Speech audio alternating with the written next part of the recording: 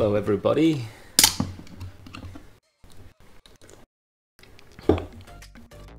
Welcome to the Sun Studios Saturday stream. Today's just going to be some web development. I need to build a quick landing page to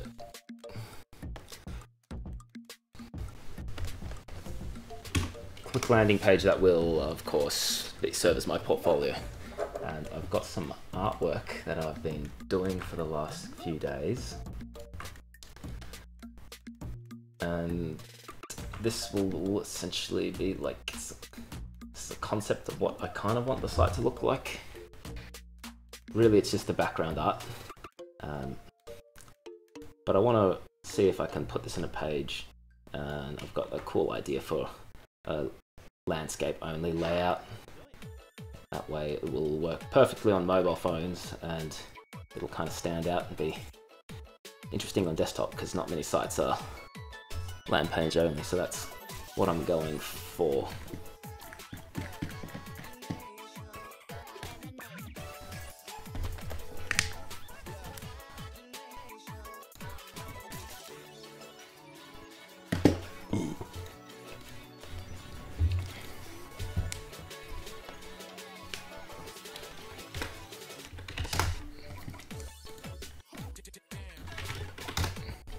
I'm going to be using brackets to write my HTML and my CSS, do all my coding in. I was playing around with trying to get Compass set up for CSS compiling, but I was having problems there with that, and I thought, you know what, I don't know anything about CSS compiling at the moment, and it's going to be hard to stream and learn at the same time.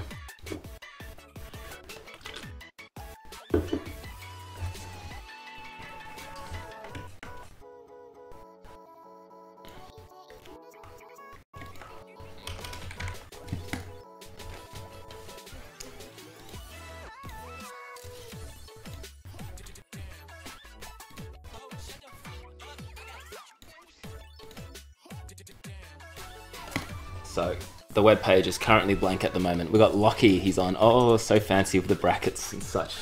Yeah, brackets is like, it's pretty cool, it's super lightweight, but it's like not perfect either. It does have a couple of like problems, but it'll do the trick. I was trying out Sublime, but I only had the demo and that wasn't cool enough for me. Flash Develop would be sweet, but I don't know if it does CSS and stuff. Dreamweaver's pretty cool, but it's super heavy, and who wants to carry all that weight, right?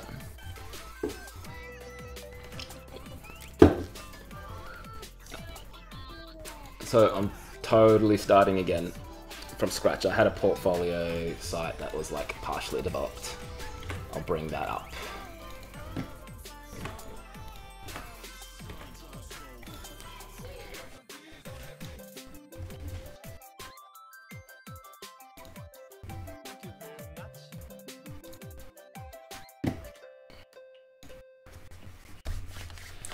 This cool little app is Desktop Server. It's like this kind of like an application built on top of Examp, and it makes setting up databases and things like that for on the local machine really easy, which is cool.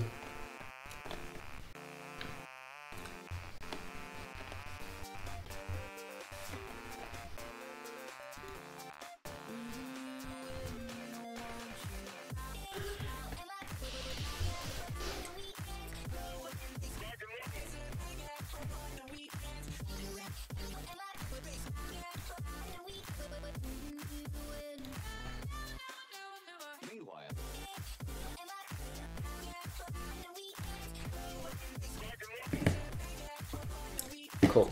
Apache services have fired up, and now my local server is running.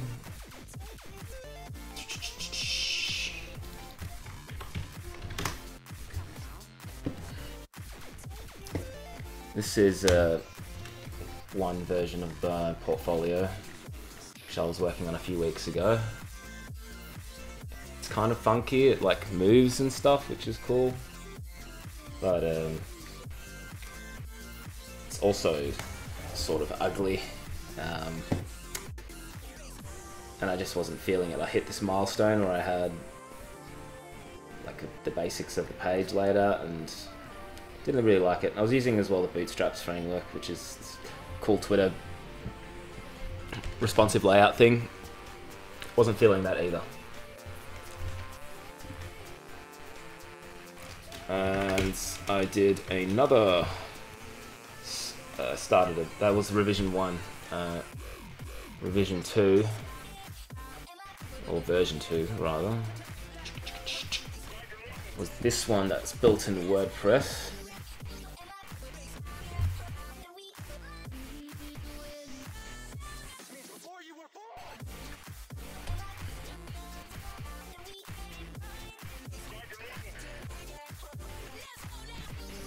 So I made a bit more progress on this one. WordPress makes it easy to customize fonts and things like that. A lot of the content's missing, so there must be like some kind of error.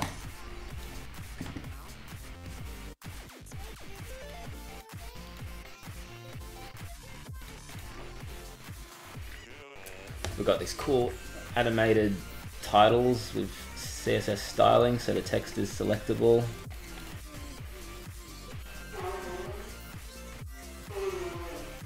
But still wasn't feeling the overall aesthetic.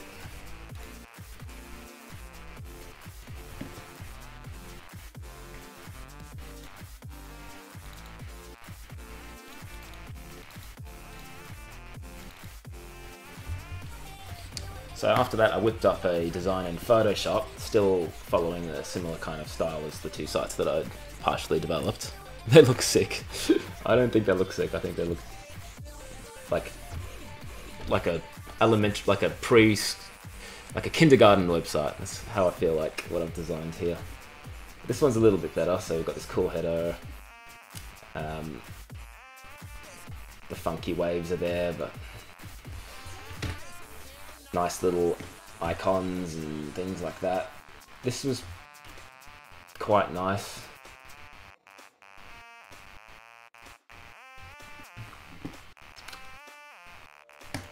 But what I've got going on here I think is going to be a lot more interesting. And really, it's like just art in your face. I'm not sure if I want to like take the art further. I experimented with adding color down here on these footer pipes.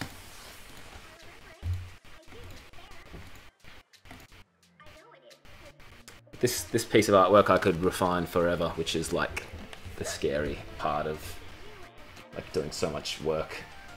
This took like 3 days of drawing. 3 days to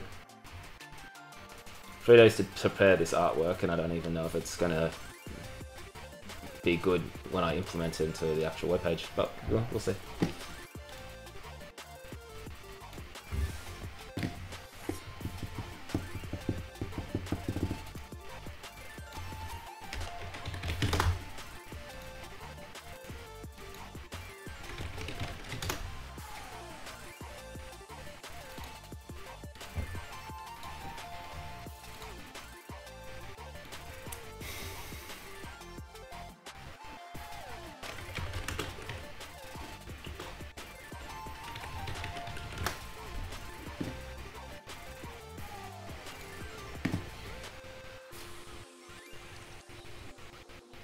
Happy to voice chat if you need any web questions answered. Oh, cool. Well, you know, all you need to do is jump into the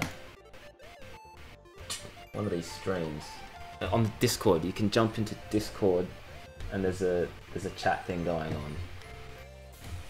The last thing I need to do before I like get hands deep into this is signal out to Discord and Twitter and all that. Let them know that I'm streaming.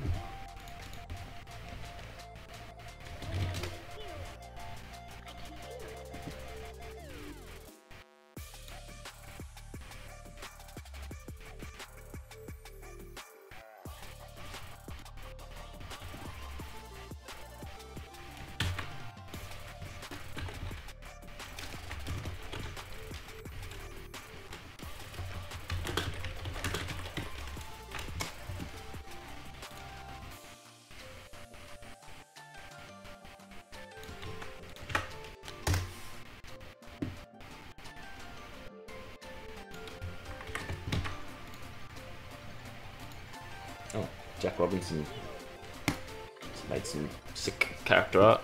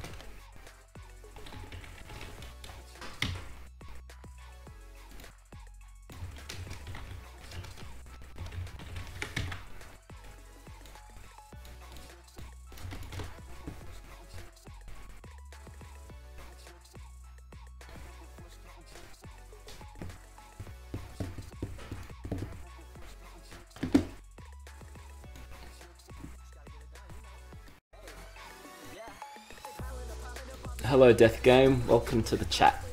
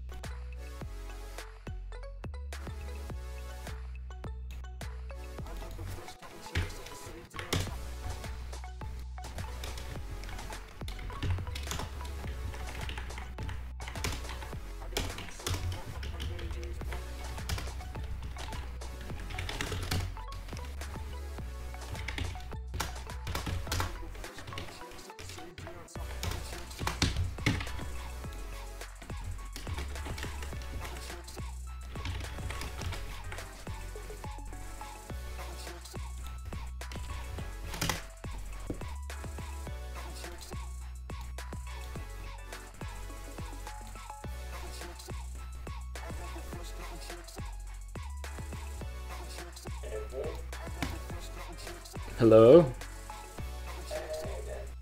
Hello?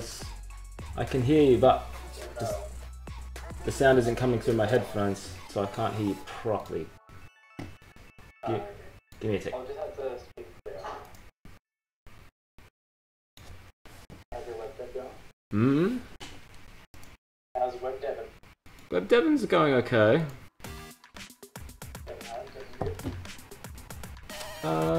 Yeah, you can help me with something real quick.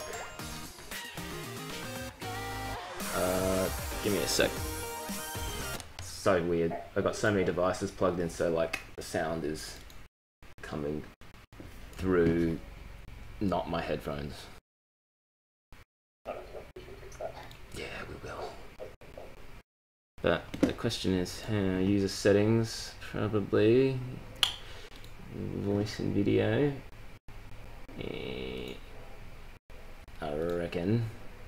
Alright, say something to me. Alright, I'm Yeah. doing some coding today. Some designs. Cool.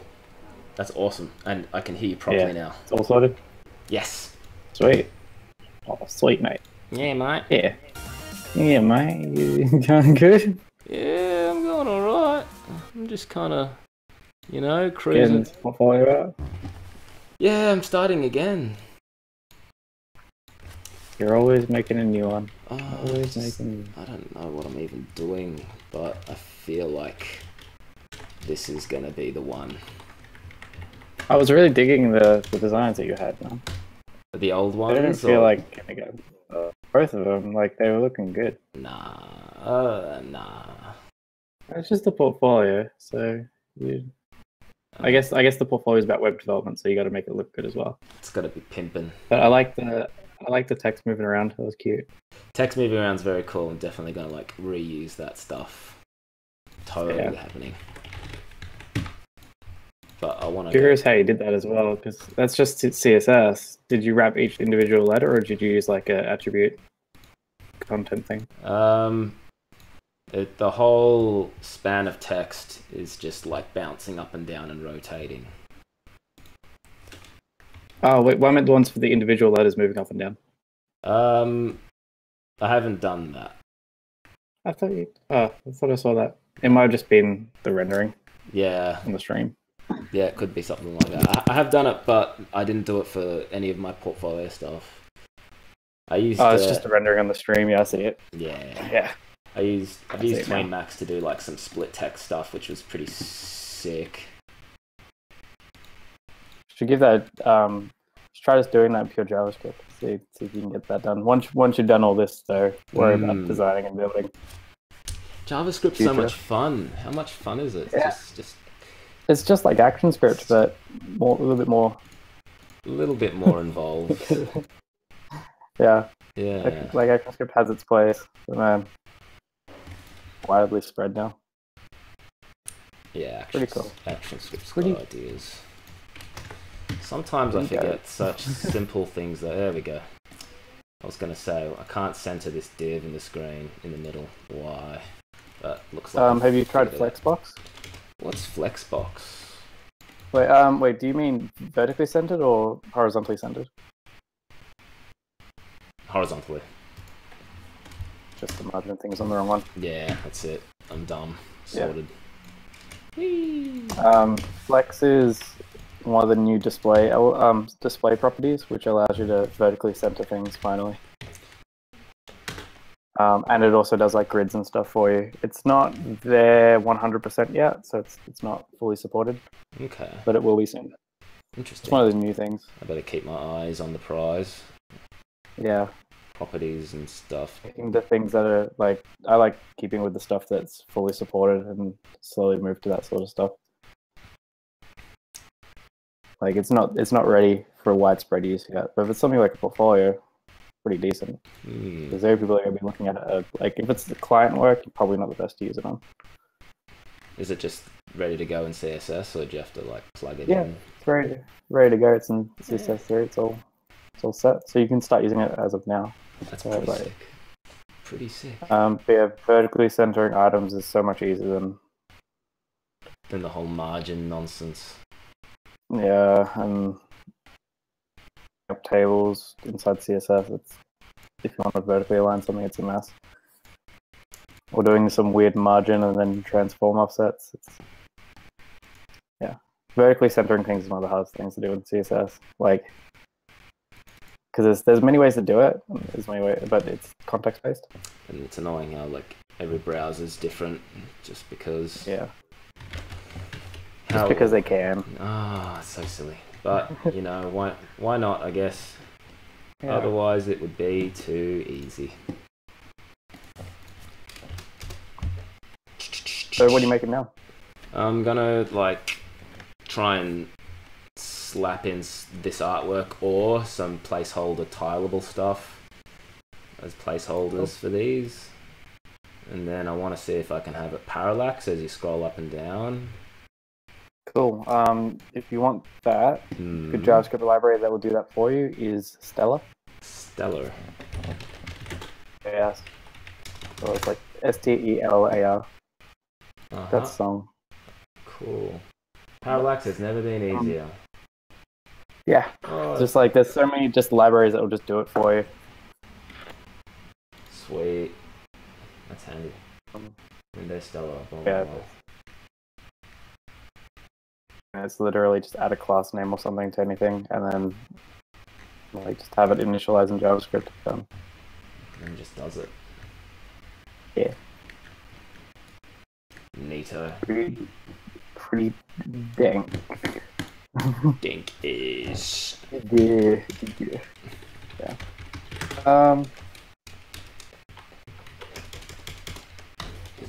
There's that part sorted for you. You don't have to worry about that anymore. There's a plugin for everything, it seems. Well, if you ever want to know if something works and you can't bother writing code for it, let me know and I can update you on that. I'm sure I'm going to run into something at some point. Yeah, so I decided to stick around. Sick. I heard you said stuff about you have questions about those? CSS preprocessors. Oh, yeah. Like, there's so many. Yeah, there's a lot to choose from. I was recommended Compass, but it's like, is it a command line tool or is it an app? I don't know, because I installed an app, but everything's yeah.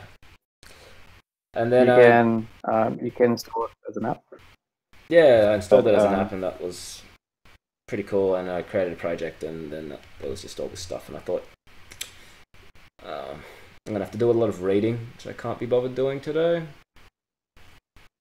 Well, do you know much about how it all works? How the like writing CSS? I'm writing Sass and less and whatnot. Yeah, I've got a pretty decent assumption, I guess. I've seen it briefly, what it looks like, and it just looks like CSS almost exactly. A few things different. Okay. But then it's just reading about like, how do I compile and where does it go to and yada, yada, yada. I use an app called Prepros. PREPROS. And it's free, so you can download it. It does have a paid version, but it's not necessary. Select the folder and then tell it where you want to compile to, and it'll do the rest for you. Oh, sweet. It's just what's it called? Prepros. Prepros.io if you want to look at the website. Okay. Sass, it does less, does stylus, it does Babel. Yeah, it does Babel. CoffeeScript, so you can do JavaScript in there as well. Yeah, that's cool. Preprocessors. That looks cool. I like the simplistic visual code look of it. Yeah, it's just drag a folder in, tell it where you want it to go out, and then you have a couple of options and you're done. Oh, that's so hot. In the background, every time you save, it just does it for you. God, very useful. So hard. Yeah, give that a wing. There's many others out there. It is like I've been getting into the command line like ones lately. Command line ones I think would be sweet, like once you know exactly what's going on. Oh yeah, it took me a while it's still taking me a while to get comfortable in there. Terminal is a spooky one, the command prompt. I use the command line for some things. Like, you have to use the command line to interface with OpenFL and Hacks, which is that like AS3 crazy thingy. Yeah. Yeah. And that's pretty cool. I've seen it. It's pretty cool, but it's also shit at the same time. It has its place. Yeah, it's like really good if you And know, if you're like super experienced programmer, I think. Yeah. You can just dive. You also had a question about with Flash Develop, you can write code in there too, That's cool. and you can set up syntax highlighting and autofill and stuff in there as well because Matt uses it. So that's totally the way. Yeah, Matt uses it. So I don't know his complete setup for it, but I know he. Brackets is pretty cool. But the coolest thing about brackets is that it's made in brackets. Like the people who make it solely use brackets to develop it. Wow, that's pretty. So it's kind of That's pretty cool. It's kind of weird. It's kind of interesting. It's like. What came first? Yeah, it's the just chicken the egg sort of thing. Yeah, I would ask Matt those questions.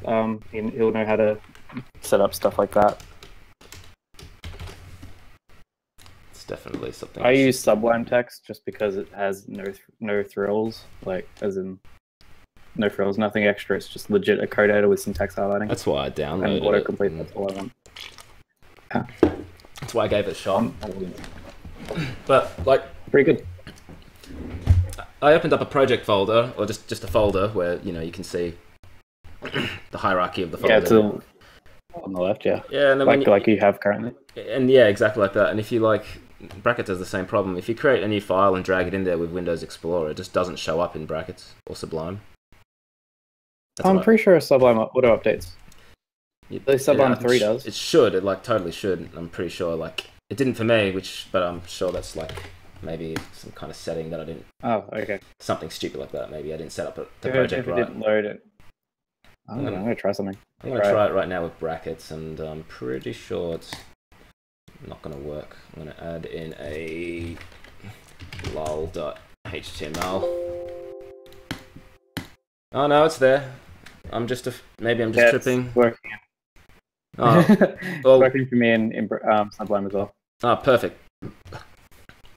You use that sidebar though, so. The only other thing with Brackets that sucks, and this is this is like an edge case, but I was editing a file remotely over the local network. So then it might have some. Oh, it was totally fine, but like, let's say I finish, I save the file, I close Brackets, I turn off my computer, and the next day I turn it on, and I'm not connected to that machine anymore, and then I open Brackets, and it tries to auto load the file across the network, and it just gets stuck. Yeah, and you can't unstuck it unless you like turn on the other computer on the network and make sure that the file's there for Brackets to load. Otherwise, it just it's pretty dumb. Yeah, Sublime will just come up with whatever you last had open, and it'll save that locally. So always be in temporary data. Oh well. And then when you save it, basically overrides. That's the way.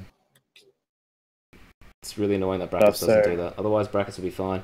Also, sometimes it like spits out a bunch. Brackets has only been around for a couple of years. Yeah, but still, come on, like. Spits out what? It should still be like a little bit better.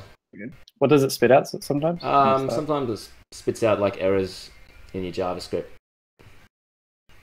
That's great. But like that sounds fun. when there shouldn't be. But not that there shouldn't be. I think it's just like like I've had that error with I don't know how to explain it properly. I've had that error before with preprocessors with CSS. I'm like, everything's fine, it's wrong, and then turns out it didn't like the way it was indented. I'm like, all right, I don't have that set up, but sure. Yeah, I think it's a similar thing. Like, I just opened up a WordPress file and it was like all these errors, and I'm like, I don't think there's errors. I think it's just project's not probably set up right. What can you do? Nothing really. It's all good. Now, what am I looking for? I'm trying to bring up a window for this web page. Bah.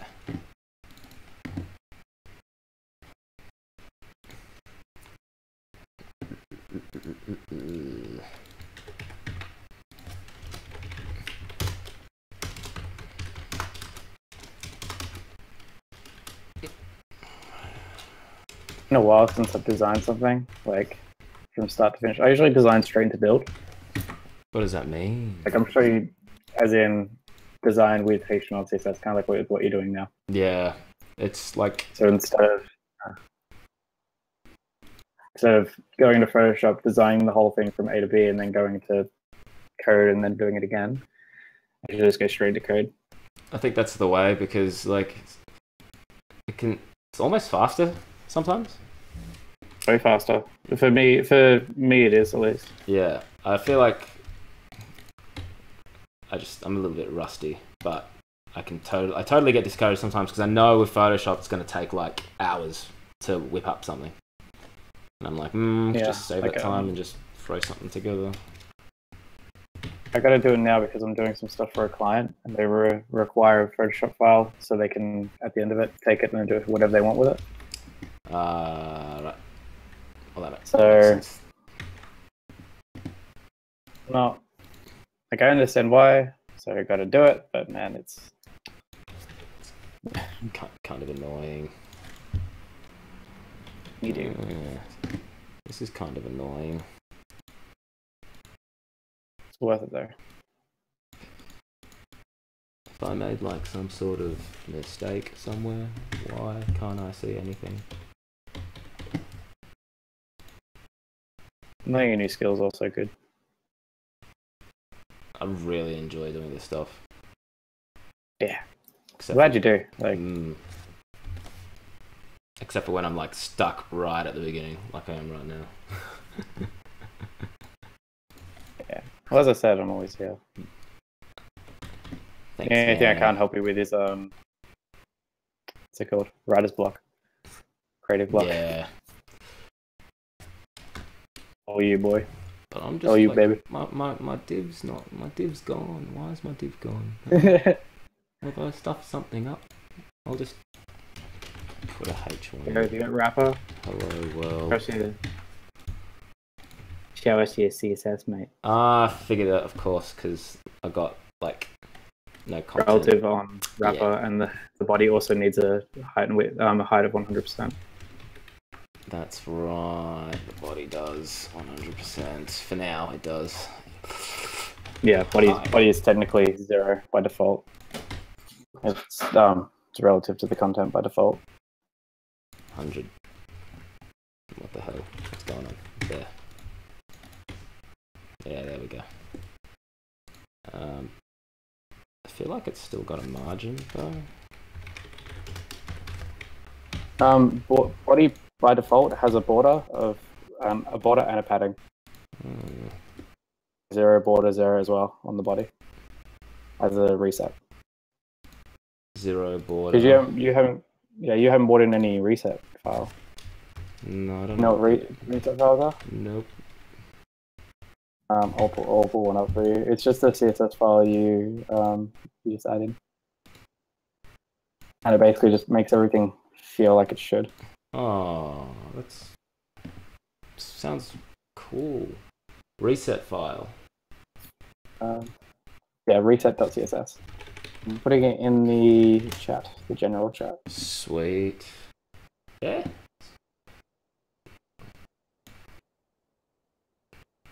Is my internet disconnected? Can't be. I'm still live. No, that was another guy leaving. Right. Yeah, send your thing in the Discord. Discord. That's where I'm looking. So you can just link that as another CSS file, or you can copy that CSS down and paste it into your own file. Up to you. But that will make everything feel like, so when you're coding things, it doesn't by default have borders and paddings that you don't want. That's awesome. Like everything's basically reset back to 0, and it gets rid of all the browser styling, because all the browsers add in their own styling by default. Uh-huh. And there'll be margining and padding on like all the H1s, H2s, and all that you don't want to deal with. So just put it all by default, and then you can override whatever one you want. So just make sure it's one of the first files you call in. And then you're good to go. That's awesome, dude. Thank you. Ooh. It's all good. Just one of those weird things that the web does. Hundreds of weird things the web does. One day, in the distant future, perhaps we can unify the web. I would love that. How about the comments in CSS? I know there's a way. Is it just //? They have to be multi-line. They have to be multi-line. Right. Other way around. Yeah. There we go. That makes me feel safe. Single line columns don't work in CSS, but they work in Sass and less. Uh-huh. So you can do them once you get a preprocessor working. Yeah, that's actually sounds really good. I wanted to get it working so I can just like have variables. That's all I really want at the moment. Oh yeah, you can do variables. You can also set them up as different files, so they kind of feel like class files. So you can just have one main file that includes all the other files. Work in separate templates. It's very helpful. Keeps things a bit more organized and a bit more logical.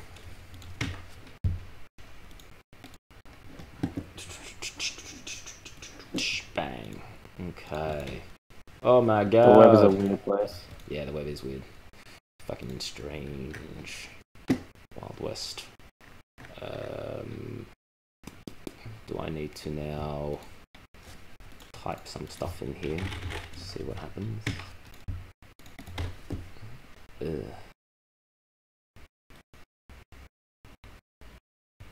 But that's fine because these actually need to be like absolute positioned.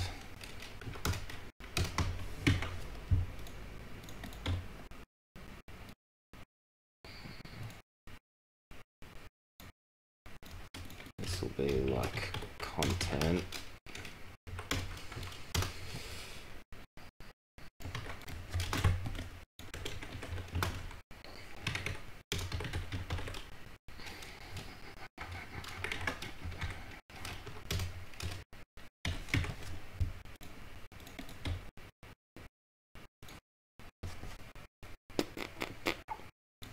So what's going on here exactly? Margin, padding, border, font size, vertical line.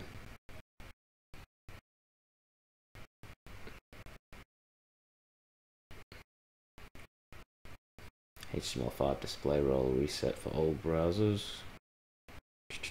That's what that is. Wait, you're not supposed to modify that part. What are you looking at? I'm just looking at. You're supposed to leave the reset. Oh, you're just trying to understand it? Yeah, just having a look at what's going on, what it's actually doing. It just grabs every single element and just changes its default to what all the other defaults are. Any additional styling, it puts all the fonts back to where it should be. All the vertical alignments are all baseline. Everything is what you expect it to be based on how other elements work. So now you shouldn't have any unpleasant surprises by being like, why the fuck isn't this working? Oh, because it has its own padding that I didn't say. It's my or it has its own weird shit, yeah. That's so good. Because I felt like, you know, you got to, how many different mobile phones are there to test on, right? And oh, there's too fucking many. But yeah, every other mobile phone has its own additional styling that it adds onto websites because it can.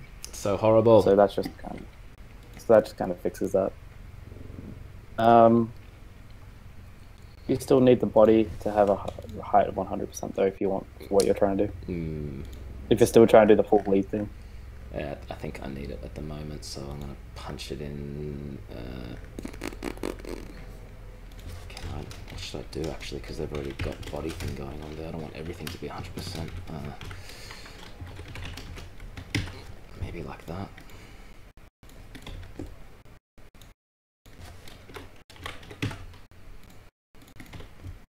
Sweet.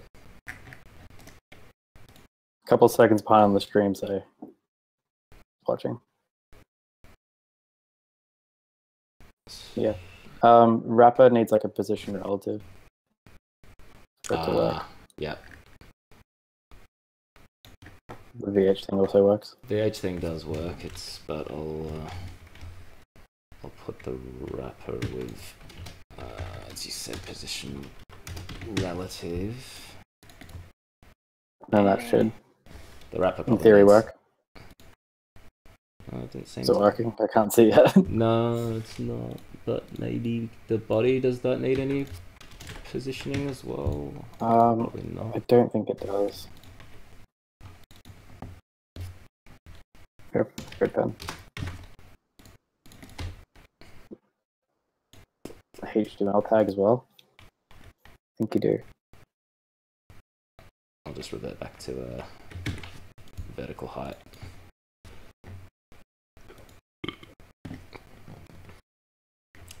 And my pillar has a background color of coral, but I don't see it. Class pillar.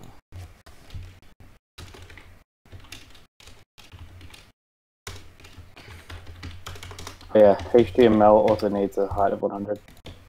Ah, wow. So it's HTML and body. Or if you can do HTML, comma, body, and it will It'll do both of them. it'll use it in HTML in the CSS. Yeah. And that's how you can do the same styling across multiple tags. Yeah, it fully Or works. multiple classes or multiple whatever. Yeah. It fully works. Awesome.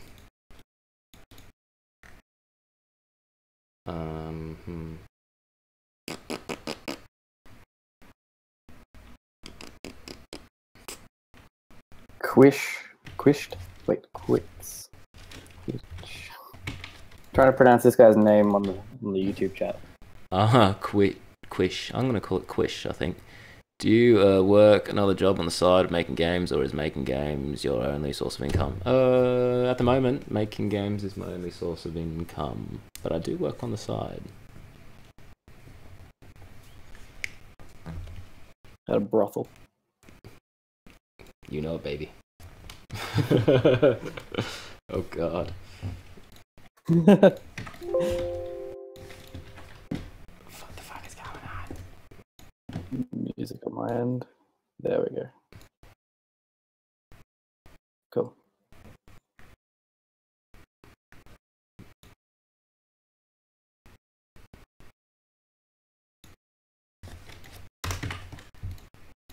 So what's your aim that you're making anyway?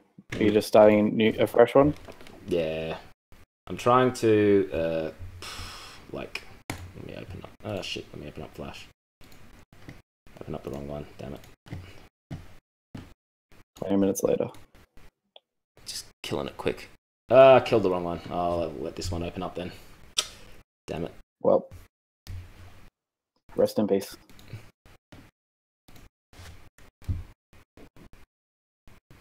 So, like, I'm trying to, get, like, a container that's like a portrait. Yep. And then get a div inside there, which is this blue square.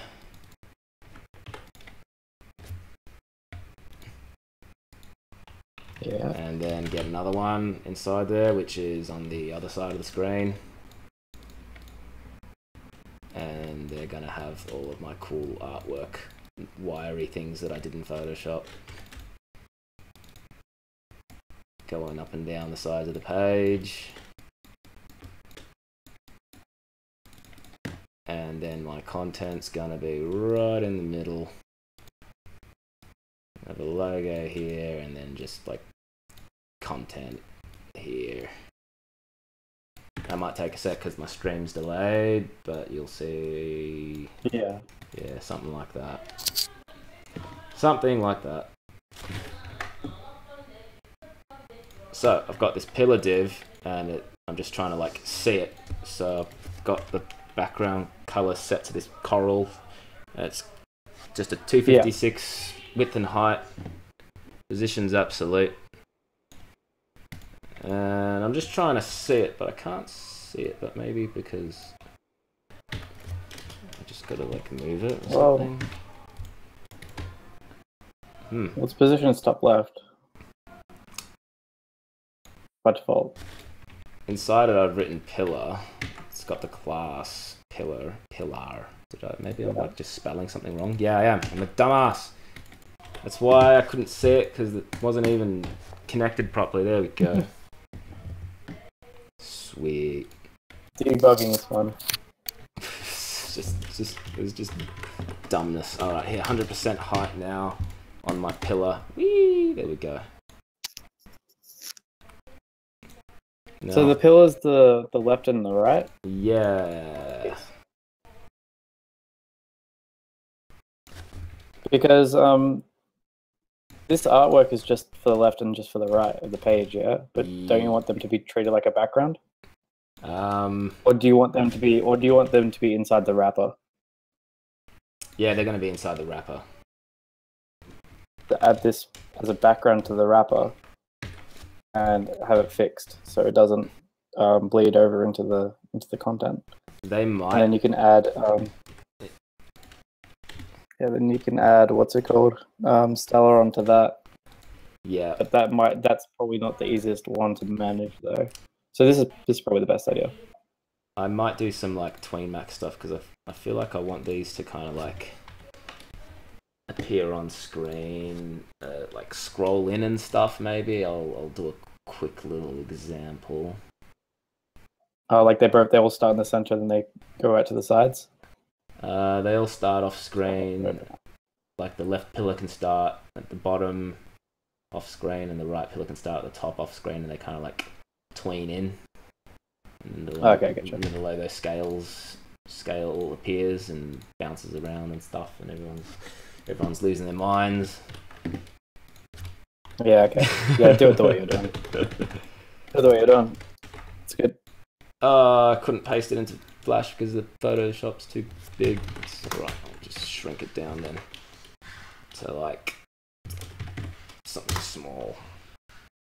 Crunch, cut, paste. Is that my phone ringing? It is. Terrible timing. The popular. It's my cousin. Alright, I'm going to take this real quick. Alright, oh yeah. Sure, cuz.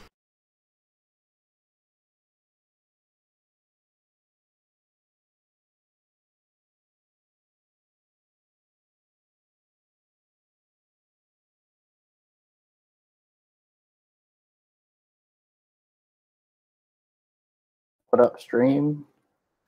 Where you going?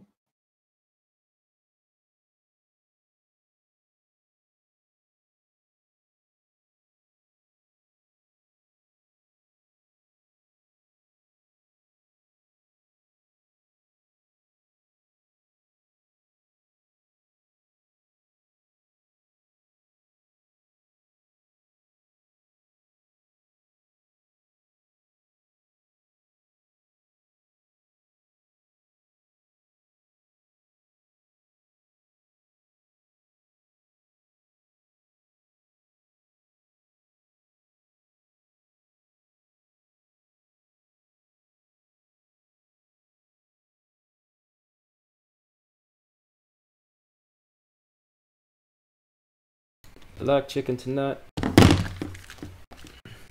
Great, now I want chicken for dinner. Oh, you know how much chicken I've got in the fridge?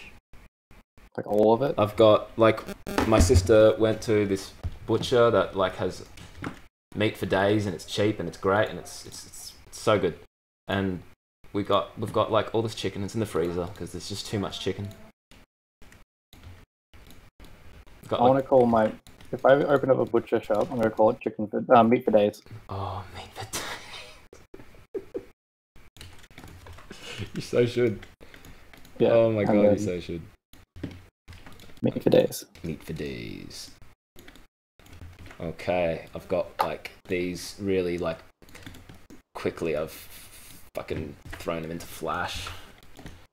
Get a little concept going. Yeah, you know it. Give me a bit of with height, and then like get these, put them over here. I'm gonna fucking move them onto separate layers and shit. Yeah, tween the shit out of them. And they can slide in. probably like ease out probs. Better frame rate as opposed to 30 or something. Test this shit. Yeah, it's gonna that might happen. Something like that. Yeah. See the easing graph? Mm-hmm. I'm about to control enter if you're seeing the easing graph. Yeah, there you go. Yeah, boy. That's nice. You could do that with pure CSS3 transitions. Yeah, it'd be easy as Just using keyframes and stuff. Yeah, keyframe it. You could just use the keyframe. Easy, it's 0 to 100% with an ease out. Done. So good. And then, if I'm feeling a bit ambitious, I might even like try something like this.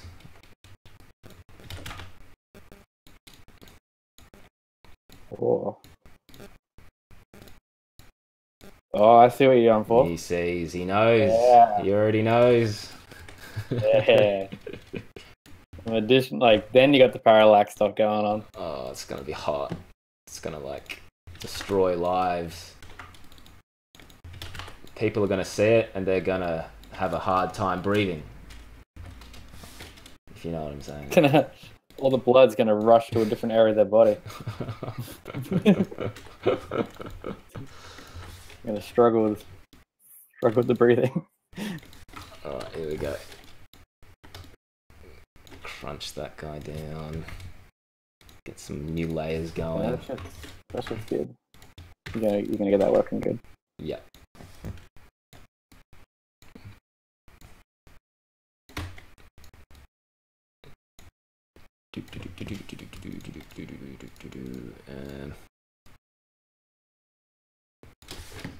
Fuck, actually, they're gonna like come in from the sides. They're gonna go boing like that, and it's gonna be an ease out, and then an ease in out, or something like that. Cool.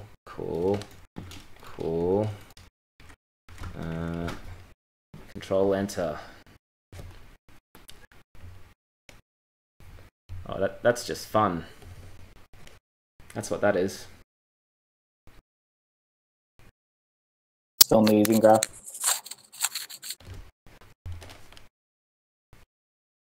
Oh, that's nice. It's so fun and it's so easy. That's what's great about having. Yeah, that's really good.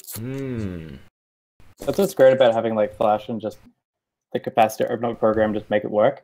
Is that doing concepts like that only take a minute? That's right. It's so easy, and it's so easy to conceptualize in Flash as well, because you can and it's probably because we know the program inside out. Yeah. But we can structure the layers and things, and as we build it, we're like, okay, I know exactly how I'm going to do this now in code. Exactly. Yeah. It's very versatile, and it translates pretty well. So good. That's so great. Good. I love it. I want to marry it. There, I said it. Said it. We've got to make that. Yeah, that's the next thing. Next plebiscite. See it. Marrying. Oh, you're a funny one. I see what you did there. Yeah. This is where maybe having a CSS compiler might be handy, because I want two pillars. You could automate that.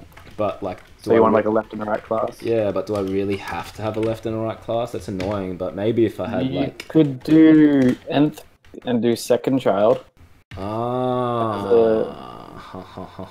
see what you're saying. Yeah. So pillar, it's pillar :nth dash child 1. Because I'm pretty sure it works like an array. nth dash child, then brackets. And in the brackets you write 1, and it should target the second child. Like that? I wrote it in. Wait for it to come out.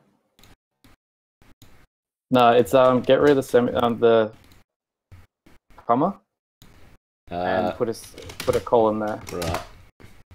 So it's like pillar left, colon, nth child. And so then what does the number mean? Right, left. You don't need right, left anymore because now you're just doing. You just write pillar, colon, nth child. Mm-hmm. Any styling you want on the left one for that. And then you just have dot pillar, and that will be the styling for anything with the class of pillar. So that's only for like, oh, this is the second pillar. I want to make that one position to the right. Is the first one in the array, which is the second one. To work second array. So that targets the second child.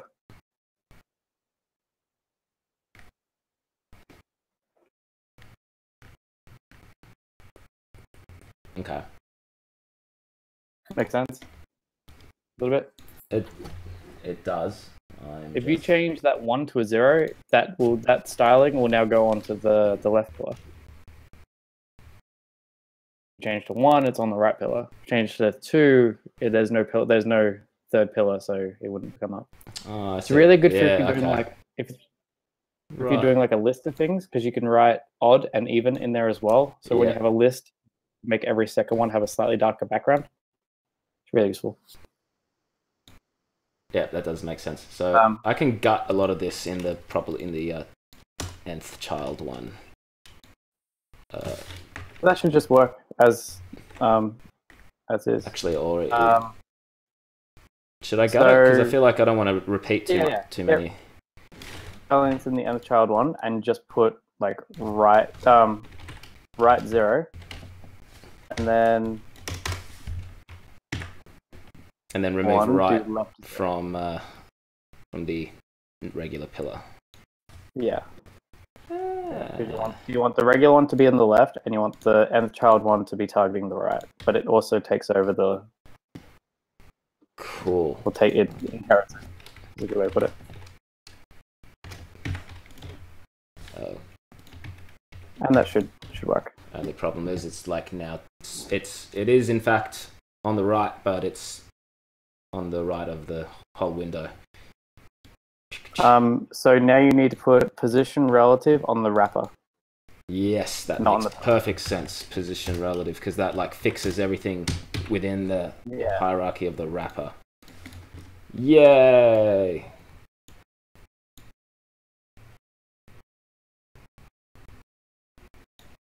CSS. Now it's not center aligned anymore. Damn. No, wrapper should be relative, not fixed. Fixed is the wrong one. Absolutely the wrong one. Relative. Fixed is definitely not what I want. Yeah, there we go. Booyah. This is so basic. Relative keeps everything in the same positioning without messing around. Fixed is fixed to the scroll. Yeah. You got it? I got it. Awesome. Thank you. You're no longer connected to the YouTube chat on the stream. I'm going to quickly... That always breaks. I'll quickly... shite. Don't tell me I deauthorized it. Whoops. No, it's fine. Alright, so the problem is now you have no content. Like, the content's underneath those two pillars. So that's another issue you have to deal with. Goddamn YouTube chat. Yeah, that's fine. I'm pretty sure I can solve that just by putting... I'm going to maybe create a content class. Content.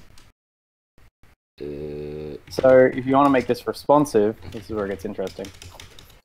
Yeah. So you want both pillars to be fixed, yeah? So now what you do is you just have has a padding of left and a padding of right of 256 pixels. On the left and the right. Say that again.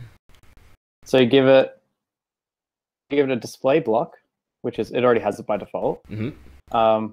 You don't define a width because its width will be 100% by default, or it will fill. The width will fill if you don't define a width. Yeah. On a display block. Then you give it a padding on the left and right of the width of either pillar. So padding space 256 pixels. Because you want the top to be nothing, but you want left and right to both be 256. No, you want the padding on the content, but you want the width on the pillar to be the same that you just already had. Alright, so I keep that. That's in the content. The content. I see what you're saying. Okay, padding 256.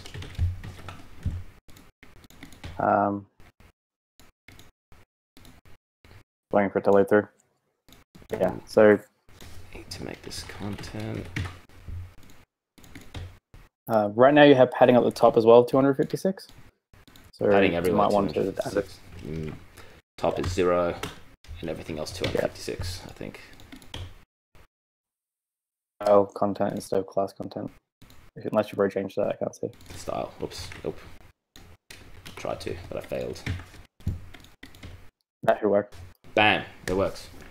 Yeah. That's rad. There might be some overlap that I want, so it could be even that this becomes just 200. Yeah, you can just tinker with it. And then that means that if you make it responsive, the middle column only changes and the left and right stay fixed. Content might need to be on top of. Interesting. Well, now you can just do Z. Give content a position relative and give it a Z index that's higher of pillar. Oh, beautiful. Right, that's a much better way. Position can be relative, and the Z index. Index of 2, and give the pillar a Z index of 1. Before you said index of 1, what did you say? So content gets Z index of 2, and pillar gets a Z index of 1. Yeah. And then that's securely to make sure that nothing goes higher or lower, guarantee. It's so good. I can love the web sometimes. Sweck. Now, death management on the web is way easier than death management in ActionScript. How so? Is it really? I've had death management. We have to look through everything that exists and then mess around with the management if you're doing something that's like pseudo 3D. Oh, it's easier on the web. Oh, like Z-index is pretty good actually. You don't have to just change the number. You don't have to fucking add childs. Like loop for everything. Because you don't have to worry about, because like in ActionScript, if you write that you want it's I forgot what index it is, but it's whichever index it is. If you change it too high, because there's only 100 objects on the screen, and you want to make the draw index like I want to be 900 to guarantee it's at the top, it'll break because there's no elements in between it. You have to make sure it's in 100, and you're organizing that list. It's a fucking mess. All in here, you can write. You can, if you want something to absolutely, definitely be on top of everything, you can just write 9,999 and just walk away. So done that with the custom page loader that I did. The Z index is just like off its head. Yeah, and it had to be because someone other WordPress plugin had their Z index at like something fucking stupid as well. So I had to compete. Here's your over, and you're like, damn it. I'm gonna like snip up this artwork. The web is wacky. The web is fucking amazing.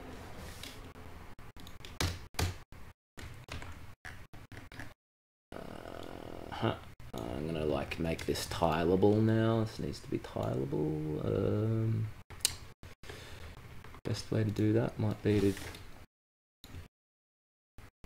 cut and paste. Now before I do that, I need to remove the background. I found one issue with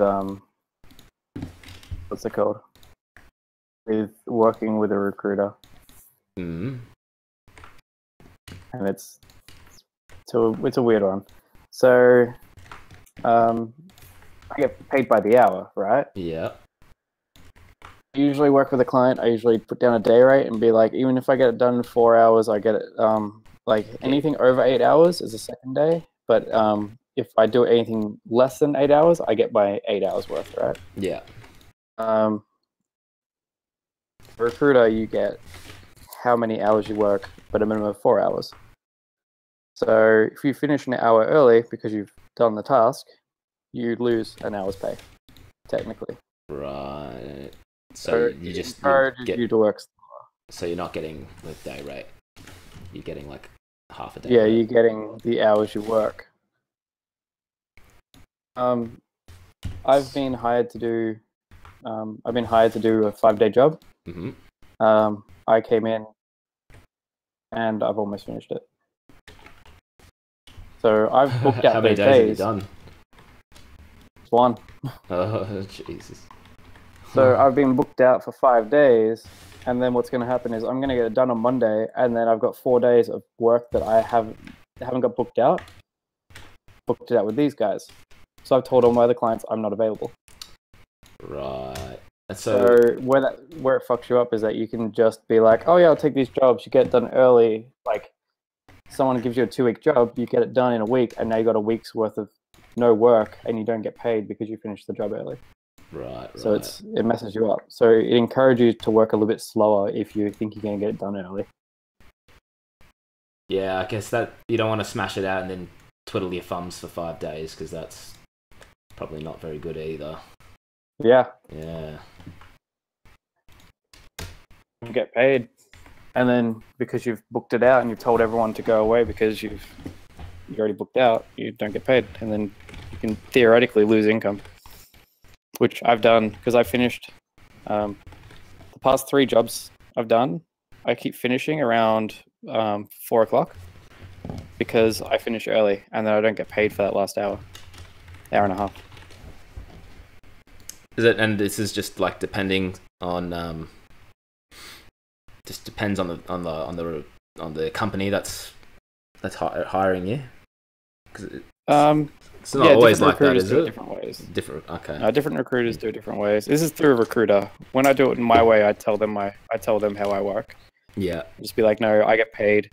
How many days? Like, I basically say, like they go, oh, we want to hire you for 5 days, and then I say, well, this is how much 5 days is worth. And then I invoice them that when I finish. I don't invoice them the amount of hours I do. I invoice them how much I said that week is going to cost them. Yeah, it's way better. Or that project. Counting hours is. I know exactly how much I'm going to get at the end, whether I finish early or if I finish late and it's on me, then I still charge the same amount. If I finish late because they keep changing the spec, then I can argue it. But yeah, freelancing is a crazy one. I got an email from a Quent with like a freelance thing, but like I still haven't gotten my portfolio together and stuff. But it was just cool to get that email and see that there's stuff happening. Yeah, it's always on. It's very encouraging. Yeah, I usually get a message from my 2 recruiters with an opportunity. It's so good. So it's very nice. Around Christmas, it gets pretty busy. Everyone's trying to wrap stuff up, I suppose. Yeah, but as soon as Christmas happens, everyone stops because it's end of year and everyone's just like quiet time. That's perfect. So it suits perfectly. Yeah, it's a very good thing, especially for like on the side cash. So it's like this, get a bunch of cash in, and then once you're comfortable, go back to doing the indie stuff, and then just basically keep doing a little bit of jumping back and forth. It's so good. That's the way. I can't wait. And it even makes me want to like do more stuff with HTML5. Makes me want to like dick around with Create.js and Canvas stuff, and maybe have a crack at doing a web game. Have you checked out Phaser? I've heard of Phaser. Haven't checked it out though. It's pretty good. There's so many that are really good. Phaser. Like physics engines built in as well. So it's like the fact that it has like Box2D installed in it means you can just kind of use it. It's easy to use as well. Freaking cool. The only thing is HTML5 games are great for desktop only. No one really wants to play it. You can make them for web, but you have to like. Yeah, desktop web. No one's desktop playing web. browser, but you can desktop web. Yeah, you can package them up though. That's the thing. Like, there's a lot of HTML5 games on Steam. Yeah, but like when you have this huge stack of like controller APIs and window wrapping. Oh, the stacks are APIs. fucking crazy. Yeah, exactly. Like, who wants to manage Oh, that? yeah. Who wants to manage You that? don't. HTML5 app, and then you hand it off to someone else who can wrap it up for you. Yeah. And you just pay them. That's, And you just like you wrap it up and then submit it, and I'll take the income. You can pay them a percentage or something. See how they feel about that. Yeah. But then it just means that you're developing something and then hoping that someone else can package it up efficiently and not make it lag out on package. Yeah. So it can be a hit and miss. That's what I'm worried about with Armed with Wings coming to the consoles. I've got a porting team that's going to be doing it, but like, it's in their hands, it's not in my hands, so hopefully it's going to be good. Yeah. But, you know, Do you get to QA it? Fuck. Quality assurance? I don't know if I do. Could be like, this is lagging out, fix it, or stuff. I better read the contract. Sorry? Yeah. Do it, and then be like, it's done, hand it over to you, and you could be like, well, it's broken. Well, it doesn't do what you specified. Well, what I really puzzles don't work properly. What I really want to be doing is making some fixes, working with the porting team. I'd like to be doing that. And so, because I know that there are still some bugs in the game that I need to fix, and so hopefully I can, you know, update the flash file that they're working with while they keep all the console stuff happening. Doesn't break anything. Do you know if they give you source code? I don't think they can. Ah, man, it would be nice if they ported it and then give you the source, and then you can just clean it up. And in the process, you also have a whole built game, and you can see how it's supposed to be built, and then export, and then start working for Xbox directly. Oh man, that'd be cool. But they're using Scaleform to do all the converting the Flash stuff, which is okay. But in the Scaleform, you got to buy that, and it's like $20,000. So I can't have the source code because I haven't got the license for it. Yeah. Also, Scaleform is a piece of shit. So. No, Scaleform's the shit. But it's discontinued anyway, so it's gone. Yeah. But it is the piece total. shit. No. Check this out. I'll show you on the camera. I thought Scaleform was a piece of shit. That's why no one likes it. No, the other one is a piece of shit. Uniswift or whatever. To use it for like a year. It's like shit. You know, thanks for introducing me to that place, by the way. It was hell. No, it wasn't too bad. So sorry. It wasn't too bad. Worth it though in the end. Hey, look, good. Everything's a learning. Good experience. Fuck yeah, you worked in a game studio. Good experience. Yeah, man. I don't know if we were able to see it, but this is like. So, have you ever like done any Adobe Air stuff to mobile? Yeah. I was messing around with that. I've never pushed it fully, but I've made a couple of exports. Have you like cool. You know how terrible and slow it is, like having the display list? Yeah. Yeah. So like, imagine if I got. This is just like rearmed a small version of it. And it runs. Yeah, it's running butter smooth, and my phone is bloody 2560 by 1440 or something. And this is Scaleform is rendering Flash. Yeah, Scaleform is rendering the Flash content at that resolution. Now, if I was to run this through Adobe Air, it would actually be like not even 1 frame a second. It would crunch up all the textures and fuck you up. Oh man. Okay, so I should mess around with that then. It's discontinued, and even if you did want to, you can't get a trial. And even if you wanted to buy it, it's $20,000.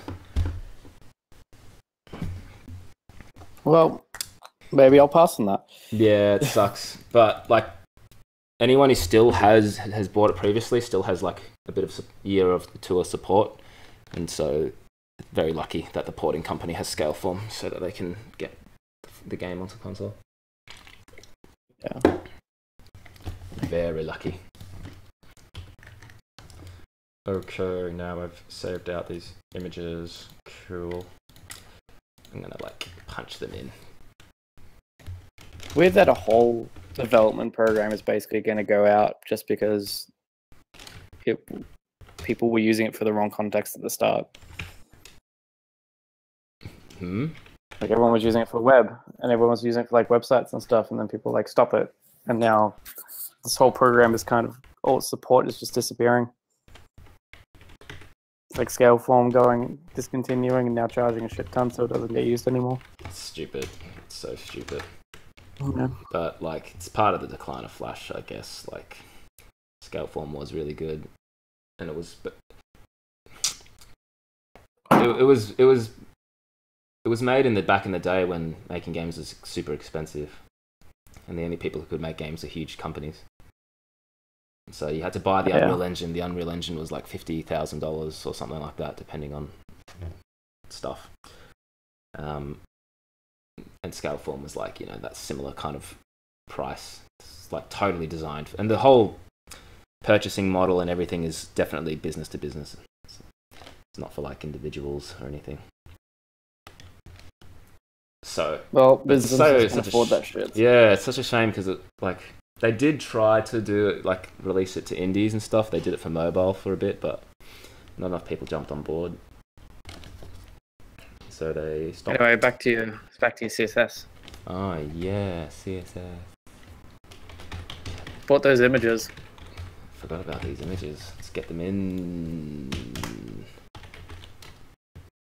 Background size 256 by fucking 100%.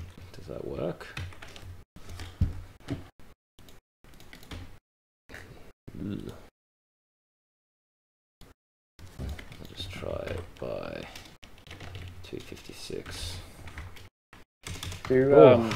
Why is it so hot today? Size. It's almost 30 degrees today. Why is it so hot? Oh, someone's in the Discord. I don't know. Oh, hey Philip. Try background size contain.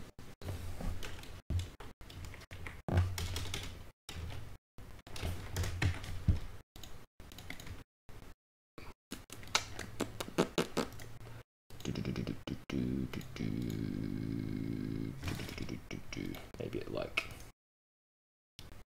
can't find the image or something. What are you working on? I am working on web page.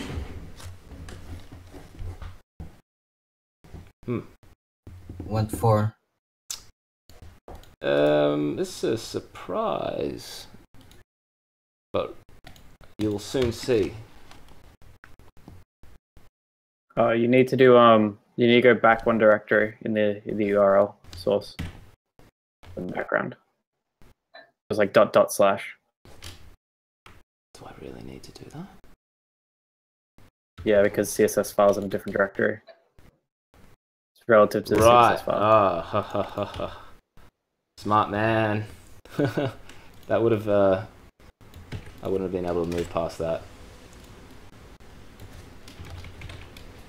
Silly Daniel. Oh, cool. It's working. Very nice. That was cool. It does a preview on the source and in brackets when you hover over it. My little Windows 10 didn't thing. know that was a thing. No, if you when you go to brackets and you hover over the URL, the URL for pillar left. Yeah, it shows you. Yeah, I didn't know that. I'm like, oh, that's pretty cool. It's pretty cute. I think it's kind of cool too. I'm gonna change the size of this. This is 256 it was, but now I want it to be 310. Yeah, boy. Replace. I wonder what boss branding and portfolio.dev means. That's just some folder structure. Don't worry about it.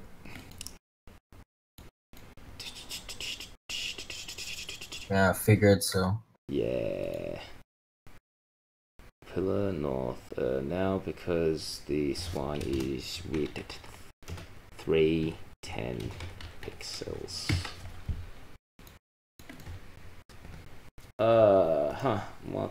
Why does it look silly like that?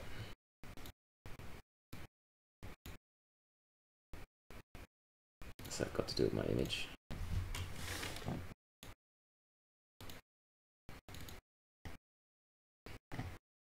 No. Background size contain.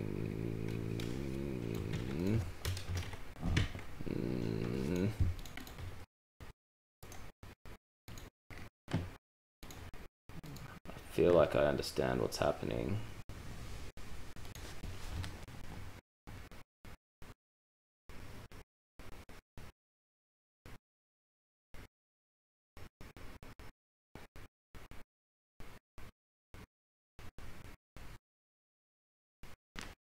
Maybe I didn't save out the image.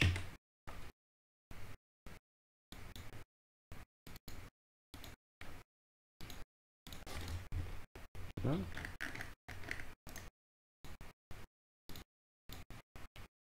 310. The width is 310.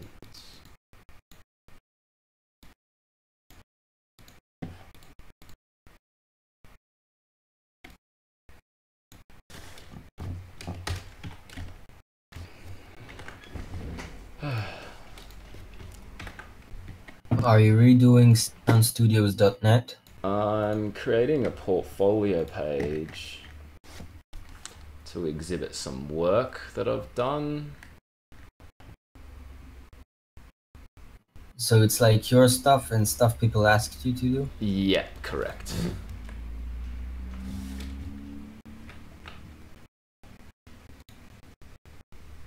Why? Why is this being strange? That's a little bit better, but there's still like a strange gap.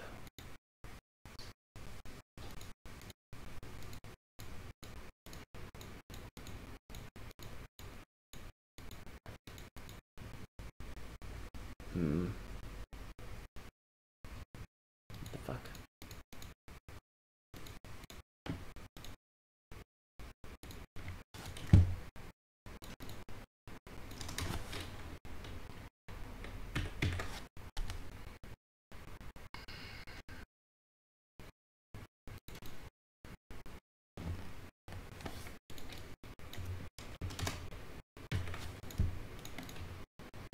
Yeah, there we go. Just bugger the width. Sweet. Now that looks kind of neat. Yeah, it's good. I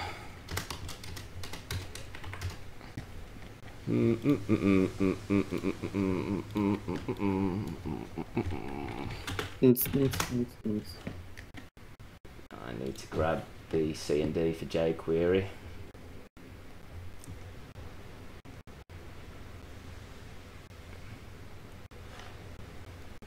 Good old jQuery. jQuery is pretty cool.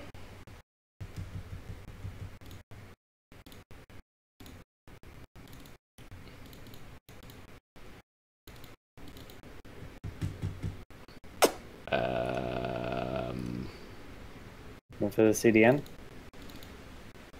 Just gonna open up an old file that's got all the things that I need. Paintrip. Why don't you just use the CDN? Yeah, I am. I want more.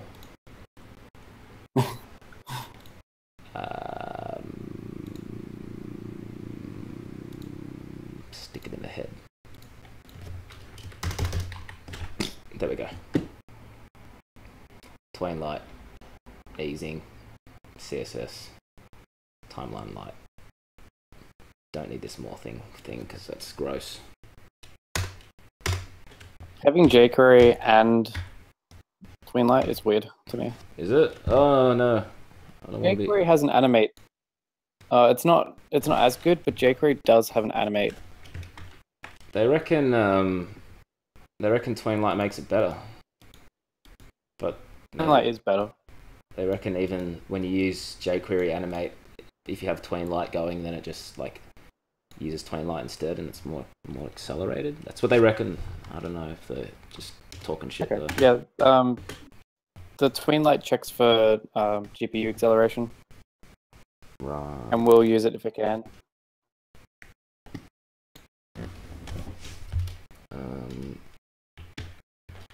Keep doing what you're doing. Yeah, baby.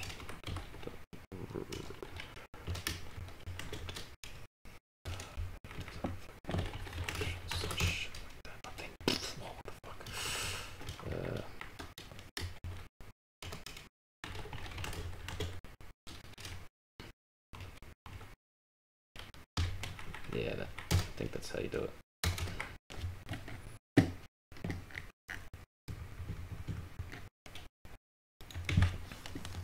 Yeah, something good.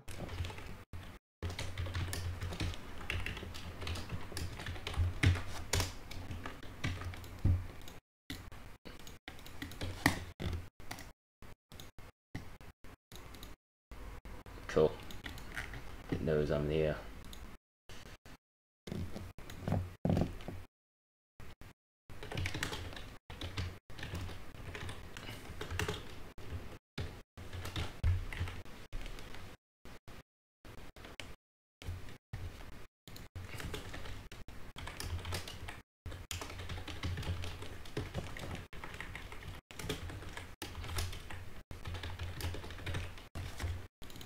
How long do you think the average playthrough of Armed with Wings is?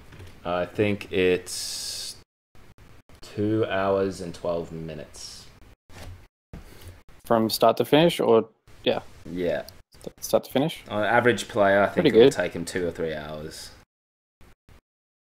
Yeah. Yeah. What's your average? What's your best? Oh, Have you ever run your game? 15, 20 minutes? His best is with the enemies on. His best is with the enemies on 10% health. Yeah. And with my flying ability to fly through walls like a phantom.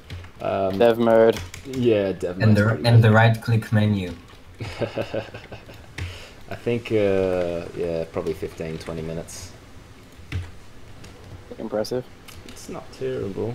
When you know everything, it's hard to like. Blitz it. Once you play the game so many times, it's hard to see what's wrong with it. Which is why I don't like making levels. It takes too long. Okay, train light dot two. Set maybe. Set.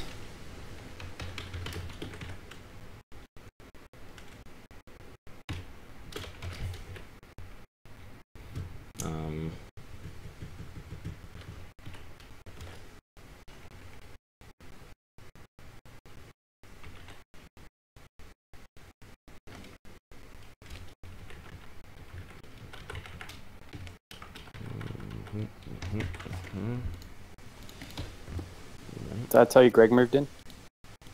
Oh, no, you didn't, but you did tell me he was moving in.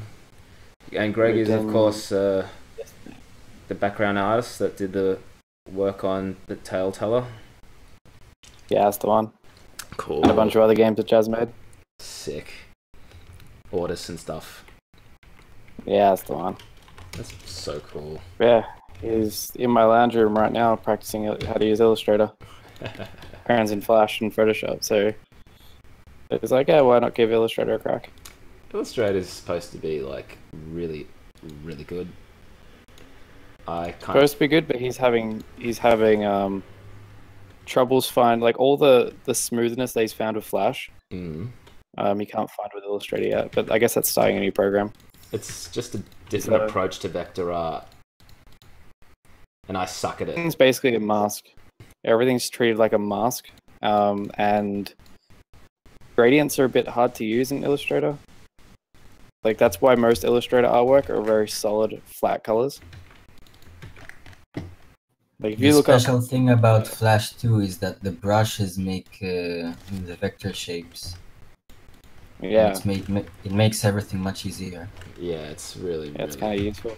Really good like that. Yeah, Flash is its own thing. That's why, like, because Flash was originally made by Macromedia. And then they try to sync it with the rest of their software. That's why a lot of people stick to the like Flash 8 instead of adjusting to CSS. What's called CS2 and CS3. Yeah, and CC, because people who use Flash just don't like moving. They're like Flash 8 was the best because it was still Macromedia.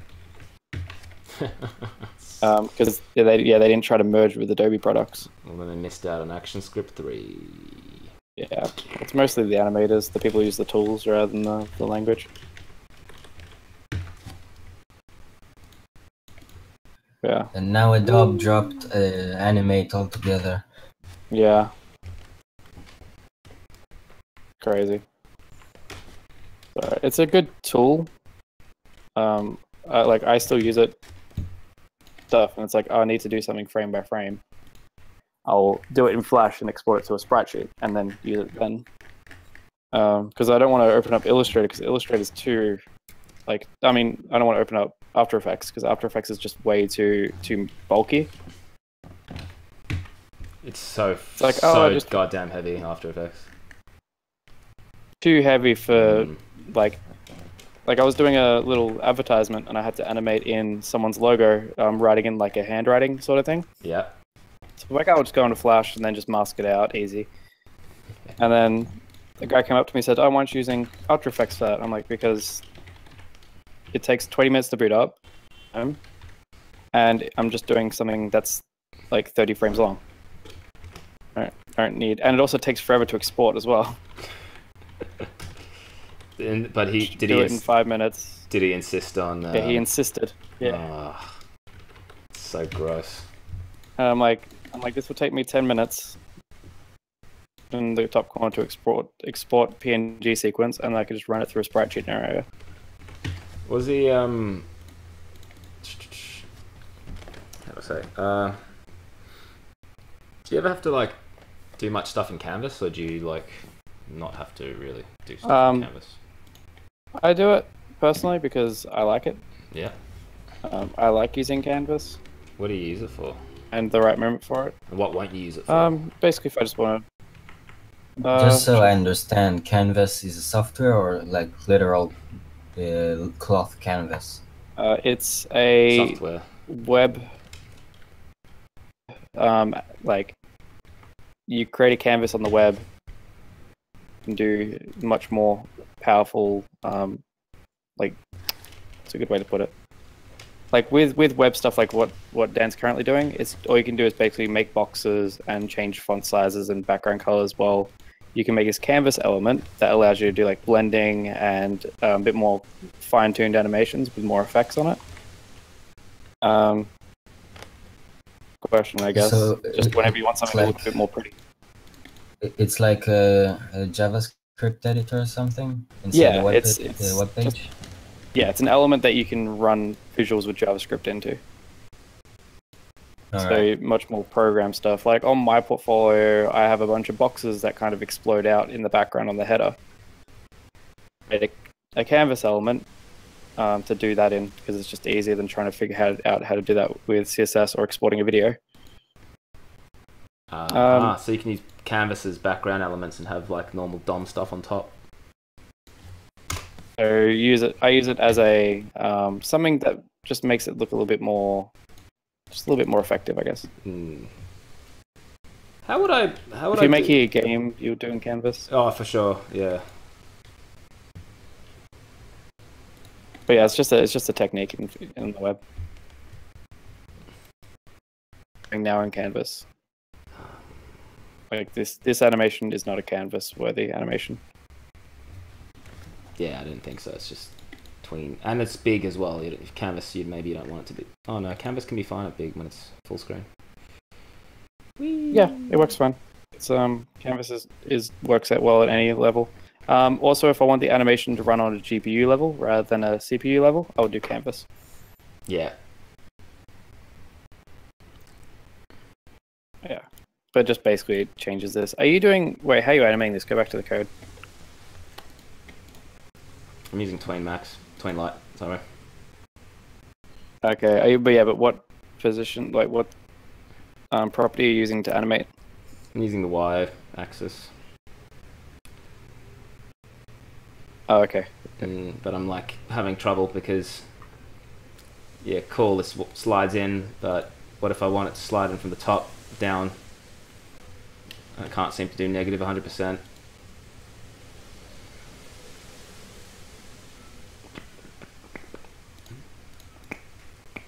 If it's from the top down, it shouldn't be negative, should it?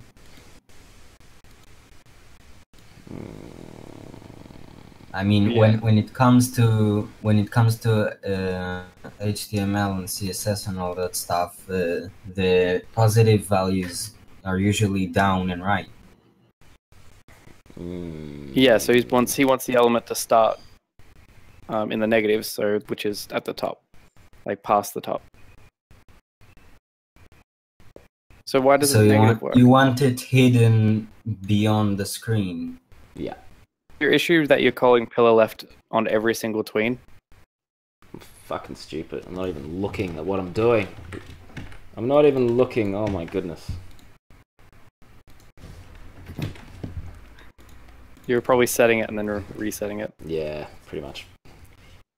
Oh, cool. So that's kind of cool, isn't it? Whee. Pair programming, my dude. Yeah, there you go.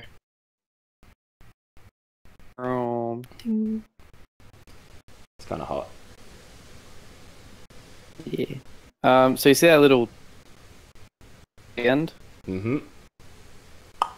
That's the scroll bar disappearing. Yeah. So to do that, on the body you can overflow that scroll bar and make it stop. But you'll probably have a scroll bar that goes all the way down anyway once you get some content in there. So that's what I was wouldn't thinking. worry about it right now. But that's good to know. So it's probably something you don't have to worry about. That's good to know that I can actually like kill that. And actually, if I was to get my wrapper and where are you? CS style CSS. Just overflow hidden. Would it still show a scroll bar? No, it wouldn't at that point. No, it wouldn't. Yeah. Which is exactly what you should be doing. So yeah. Just imagine. I'm imagining you getting your wrapper and getting to start writing verses.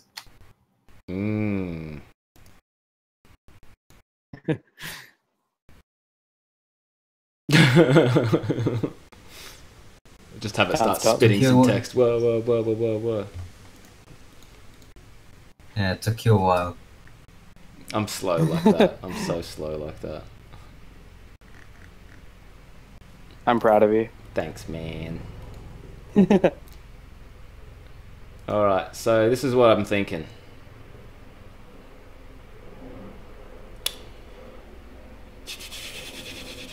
I'm thinking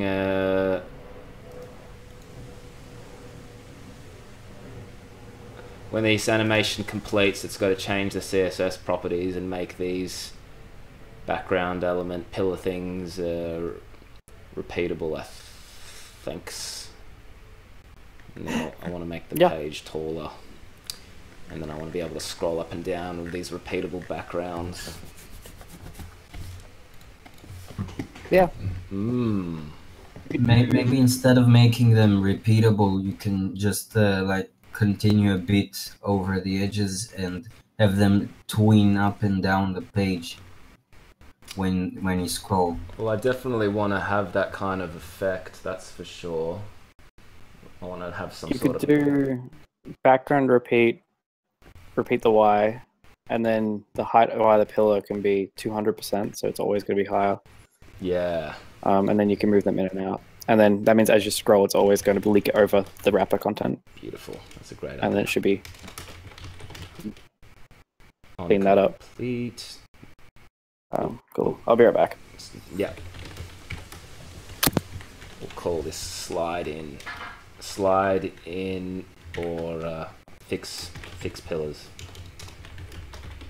Yeah, fix pillars. That's a good one. Function, fix pillars. Actually, I just got a message that I need to read really quickly about dinner plans. Change of dinner plans, I'll be doing burgers on barbecue. That's awesome.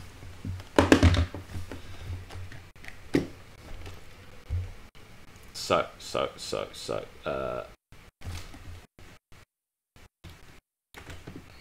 move these over here. Get rid of these variable declarations.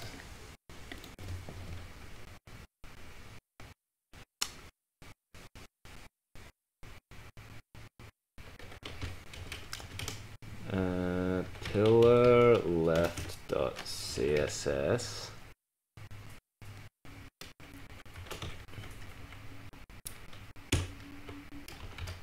Background dash repeat. And then the document ready is the initial function? Yeah, so that's like once the page is loaded, it should fire off that stuff. So it defines the left and the right pillars so I can do things to them using the tweens. And then on complete, it should fire off this stuff now where I can adjust the CSS and get it to do what I actually want it to do. Background repeat, but the only thing now is I don't remember how to write everything, so let's say it was background repeat Y. That's what I want. In these cases, I think you need to make a starting condition to every change you want to do. That is, if the variable is not empty, because outside the initial function you can't be sure. Yeah, that's a good point. So should I do it like pillar, if pillar left and pillar right, like this? I'm not actually certain if that works, but you can, maybe I need to like not equals null, maybe, I'm not sure, but I'll yeah, it should be not non-equal to null. Okay, there we go. Now that's safeguard those tween in.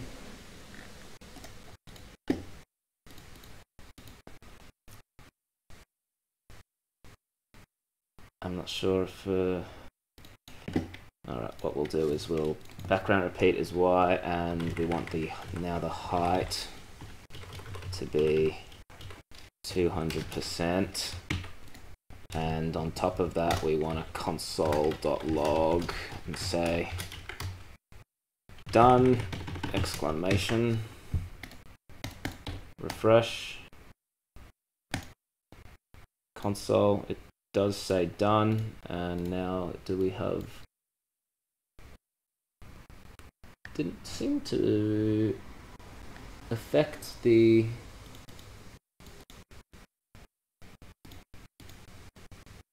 oh no, it's done it. It's done it for the right pillar. So we know it accepts the condition, but yeah, now it needs left and right is confused actually. Pillar left, pillar right.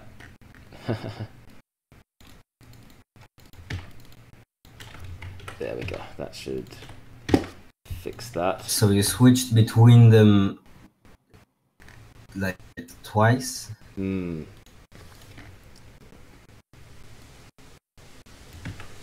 I will repeat the code for left and right like this.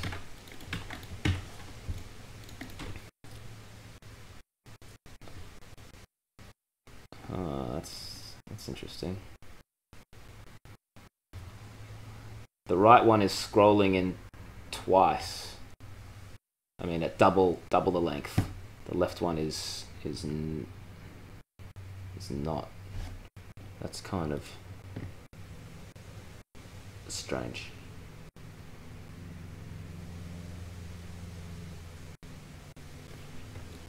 I've got the onComplete set onto the wrong thing. That's why the issue is occurring. OnComplete can just be set to, yeah, this guy. Now they should come in at the same speed. Nope, they just don't even work at all. What the hell?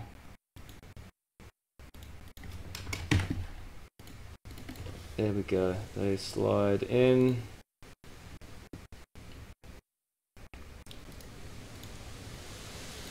And now their height is 200. Cool. I'm going to change the wrapper height to be 200 as well. That's awesome.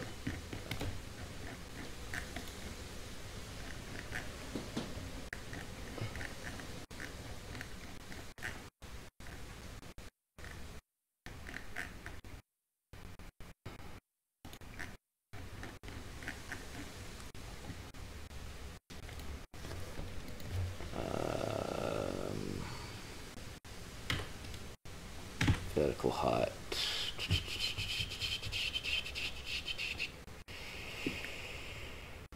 100%. Height is 100%. But 100% means 100% of the page height. What about the actual pixel density? Do I actually want to go by pixels or height? Probably height, but vertical height.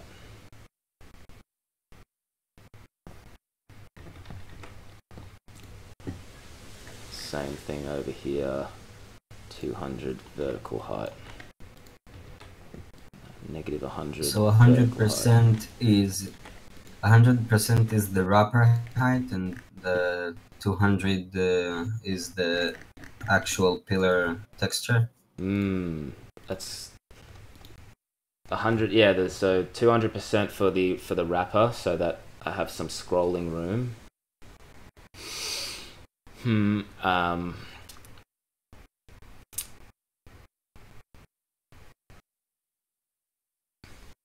But I don't necessarily want to offset the pillars by percentage of the wrapper. I probably want to do it by the screen height.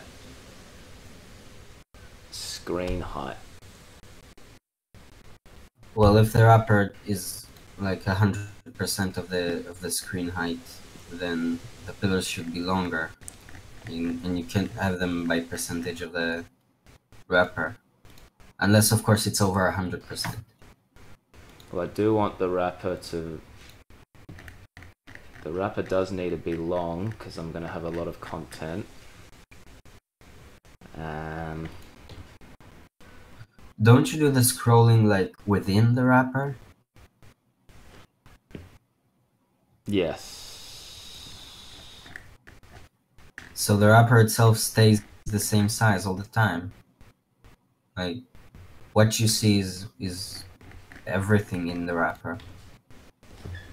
And the wrapper just reveals new content while staying in the same position. 1110, sorry, 1800. Oh, these are totally different heights. That's disgusting. 880. I need to convert this to... Oh no, if I convert it, it's going to be weird. I feel like they need to be tiled the whole time, but... Do I want them to be tiled the whole time? Sure, why not? I'm going to make this repeatable by...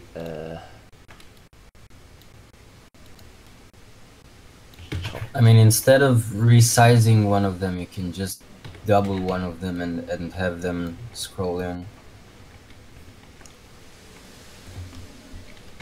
Instead of resizing, I can... Sorry, I'm struggling to focus on what I'm trying to do.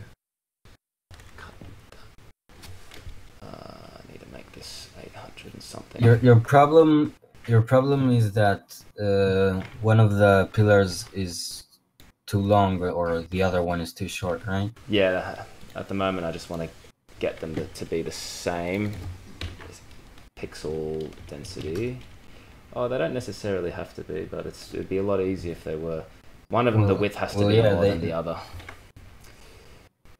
They don't necessarily have to be, so it's much easier if you just leave it at that. Like, at least the same height.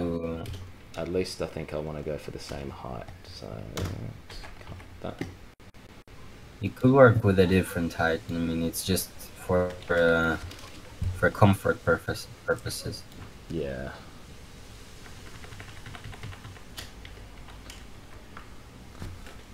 Alright, there we go.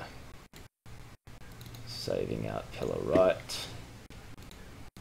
And now we will go 880 pixels, negative 880 pixels. Refresh. So now they're short and then they snap to be repeating.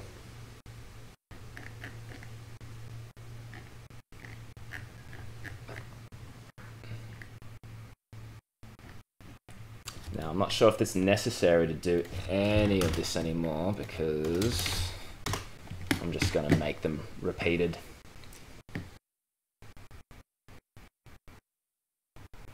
But I'm moving the element. If I could tween the background image.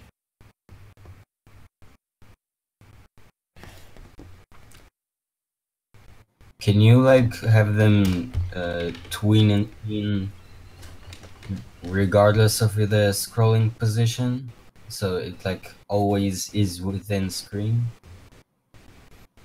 at least until you get them to repeat?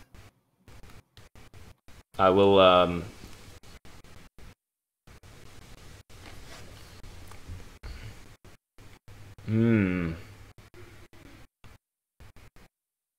I'll give that a shot. So instead like of relative positioning, they have absolute positioning when they twin in.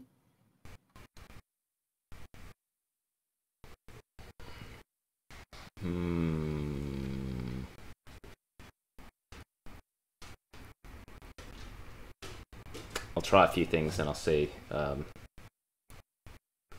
I get when I get to the parallax stuff.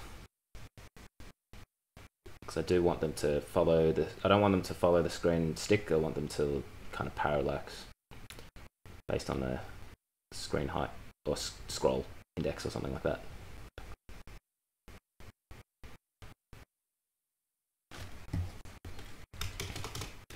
Background, repeat.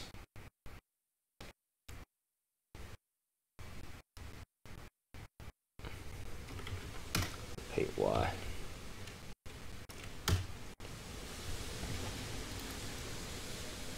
And the height has to be. The height has to be 100%. Now,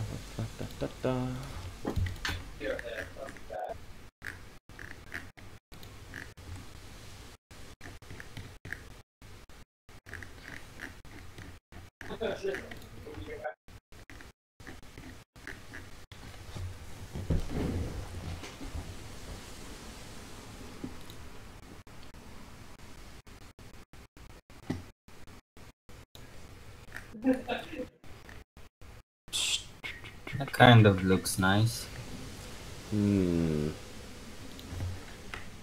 Almost. I mean, what I meant before is like to have it static, like it would look the same if you didn't scroll and if you did scroll. But I mean, if you can scroll and you see them still moving in and they don't go missing, that's also something. I'm gonna get the scrolling. Oh wow. I'm gonna listen for when you're scrolling up and down the page, and try and position the. Hello, my boy. Hello. I'm back. I don't know if you. I forgot to mute my microphone. Don't know if you heard all that. I heard some. I didn't hear it clearly at all, but there was. Okay. I did hear something. I know. I was just chatting to Greg. Good old Greg. How's Greg? Greg, my boy. Greg's good. He's just illustrating. Oh, what are you up to with this? Oh. Also, hello, other person in the chat. What up, boy? Yeah. Or girl? I'm fine. Oh, what up? Yeah, boy. What up? It's the same guy from before. Yeah, what's up? I'm just doing what I do. Oopsie daisy. Yeah, so where we're up to, we're doing pillars, doing some fixed pillars. He's twinning the pillars to move in the window, and we're now trying to have it to look good even if someone scrolls the page as they enter.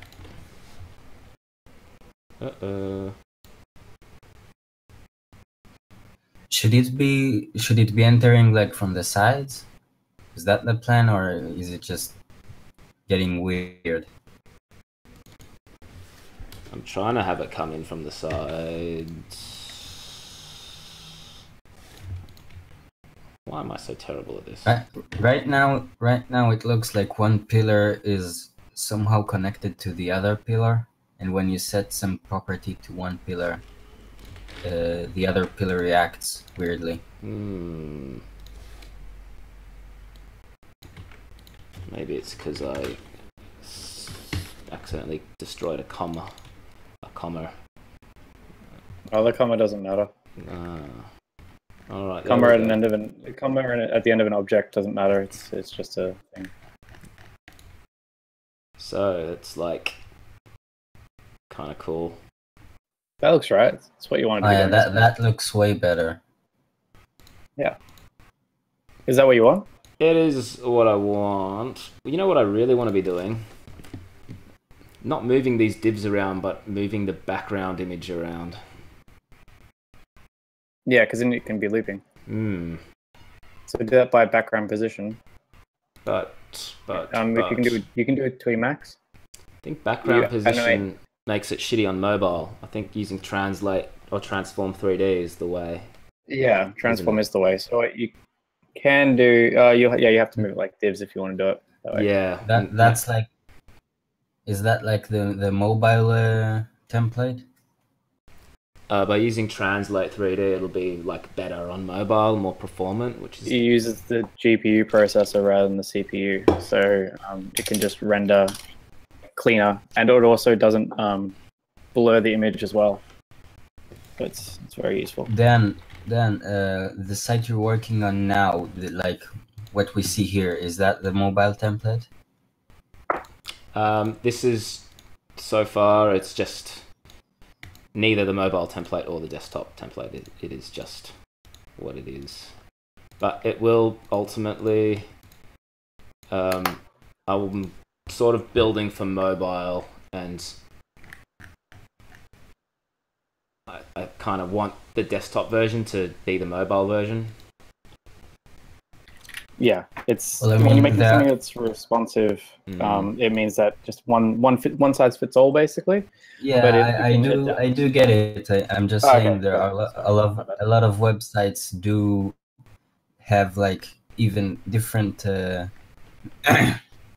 They have different domains for the mobile and the desktop version. Yeah. So if you're like having too much trouble with the responsive design, you can just split it. Yeah, I won't be splitting it. It'll be like the one source code site. And CS. If I do like have to resize things for mobile, I'll use like media queries.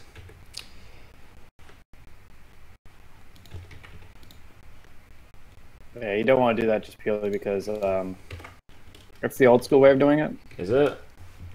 Yeah, like as in like the separate domain for mobile. I mean, mobile people have been doing it since phones with keyboards could access the internet. Yeah, the reason they did it ages ago is because the technology wasn't there to be able to make something that could work for both. It's there now. It's just it's become the new standard, in a sense. And this is also your portfolio, right? So you kind of want to show that you can. Yeah, you want to show off. Yeah, you want to show off that you can be new technology and new styles and. That's right. Bee's knees. Are you the bee's knees, Dan? I can't even open up a calculator on Windows 10. No, I can. So yeah, I'm the bee's knees again. Absolutely. 2640. That's the height of my pillars now. 2640. Yeah. But the subdomain mobile thing is there is valid reasons for it. Maybe the website's too heavy. Like, yeah. It's situational.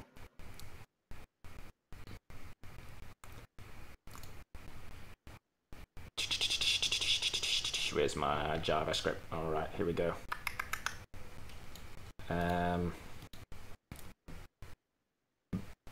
What's your next hurdle? I'm gonna have this start at 100%. the Y starts at 100%, so that like it's. Oh no, no, that was wrong. The Y is the height 880 pixels. No, yes, it is. I just got to the part where it went wrong and just disappears off the screen. Jeez Louise, where's my calculator? I need it so bad. Times 2, 1760. 1760.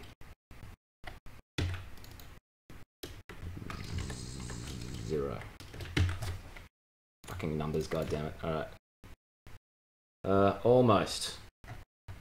Almost. Almost there. Just like something's not right. This has got to be a negative, surely. But then, fuck. This is. Let's just test it and see what happens. Okay. Coolish. The right one's being nice. The left one's being erratic, because this probably just should be 0, I guess. Cool. Yep, that's 0, and then it goes into a negative position. 0 to 0. I should have showed you the There's a. Wait, I gotta find it. G9 is it? Okay, G6. There's a new. Oh, Cloud9. It's a new text editor development program thing for web. Yeah. There we go. In browser, so it's like CodePen or whatever. Yeah. So you can just type it in. Do it from anywhere, automatically save, so you can do it from any computer. But also, 2 people can work on the same document at the same time. Oh, that's pretty cool. Like how you can work on a Google Doc at the same time. Do that in a HTML document at the same time, so you can both be like. Yeah, that's their whole gimmick, like synchronize the synchronized working. Pretty useful. The only problem is if you're writing something in JavaScript. That's fucking annoying. Really. Yeah. Working on the same document at a time. Yeah. There are so much problems. Like if you're doing Excel, it's fine somewhat. But if you're doing Word, every time someone presses enter, your whole page goes down. Imagine that in and you need to fix it all the time. It's so annoying. Yeah. The cool thing with code is that you can just jump in. Like if you're having debug issues, I can just kind of jump in with you and just be like, flick through it and see it, and then move on back to my project. Yeah, but like rather than Google Docs, you might as well be using GitHub or something like that. So everyone could work separately and make a contribution. And resolve conflicts later on. It'd be much easier than Google Docs. Yeah. Oh yeah. This thing also has Git installed into it as well, so you kind of push it as you go. I think it's like you can accept live connections, so you can say, yeah, this person wants to join you. I wouldn't do it. Like code at the same time as someone else in the same document. It seems interesting for prototyping though. Bouncy, isn't it? Yeah. Also, Cloud9 costs money, so fuck that. Does it cost? 3520. 35. Oh, it's actually free for other people.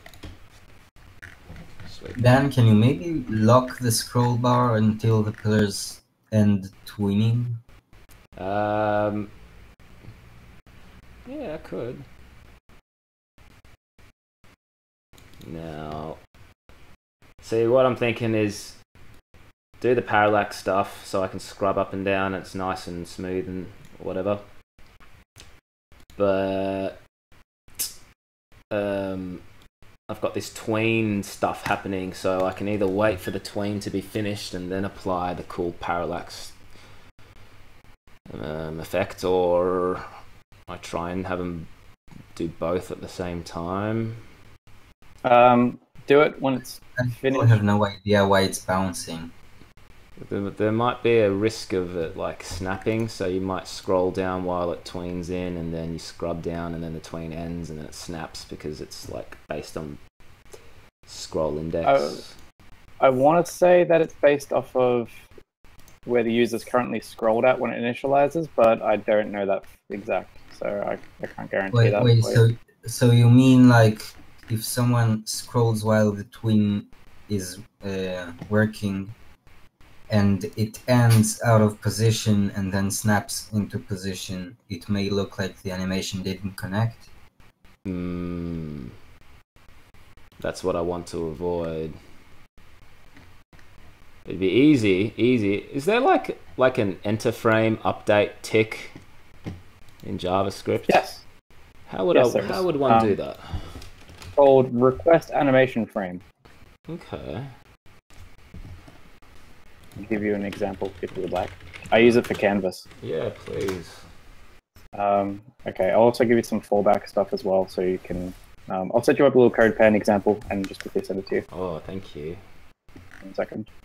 Well, I'm gonna get some breakfast. I'll be right back. Okie Cool. dokie. See you soon, dude. I want this one. Cool.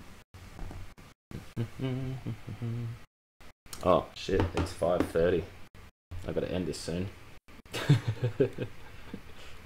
I'll set you up an example with a little loop function. That'd be really helpful. Thanks. In there. Visualization on page load as well, so you know it's ready. I think I'm gonna have to like extend this artwork, because with this elastic ease, it like reveals the trim of the bitmap, the JPEG. Sorry. You might just need to. I can like push. I can either push the artwork in so that you don't see the cropping. Yeah. Which I'm going to have to do. Either if I extended the artwork, I'm going to have to do that anyway. But I probably will extend the artwork because, it'd just be nice. Oh, maybe, just maybe. Yeah, I'll have a think about that. I will.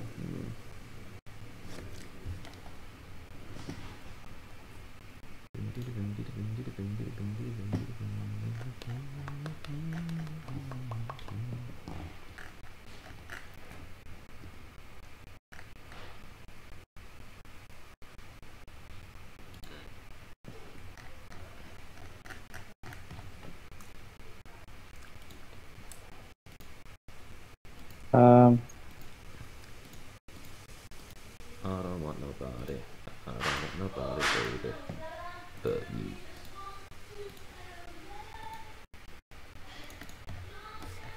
Also, give me a little example of how to use it. Thank you.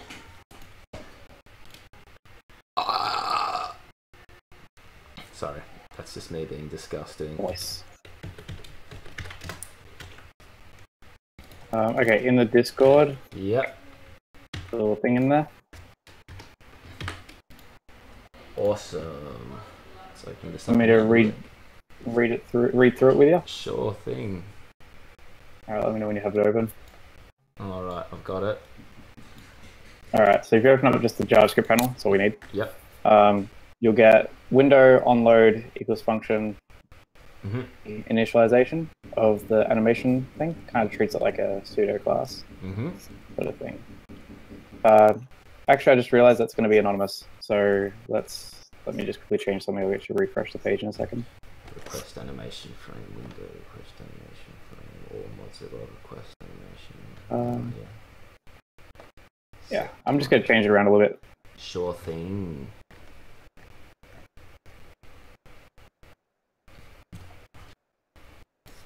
If you refresh, you should get code changes. Right, here we go. All right, cool. So you got window on load, and then it calls the loop function, which starts the event. Yes. Yeah. As creating an event listener, that loop. And then inside the loop, we have two separate functions that do stuff. I just put them in there so they're easier to maintain. Yep.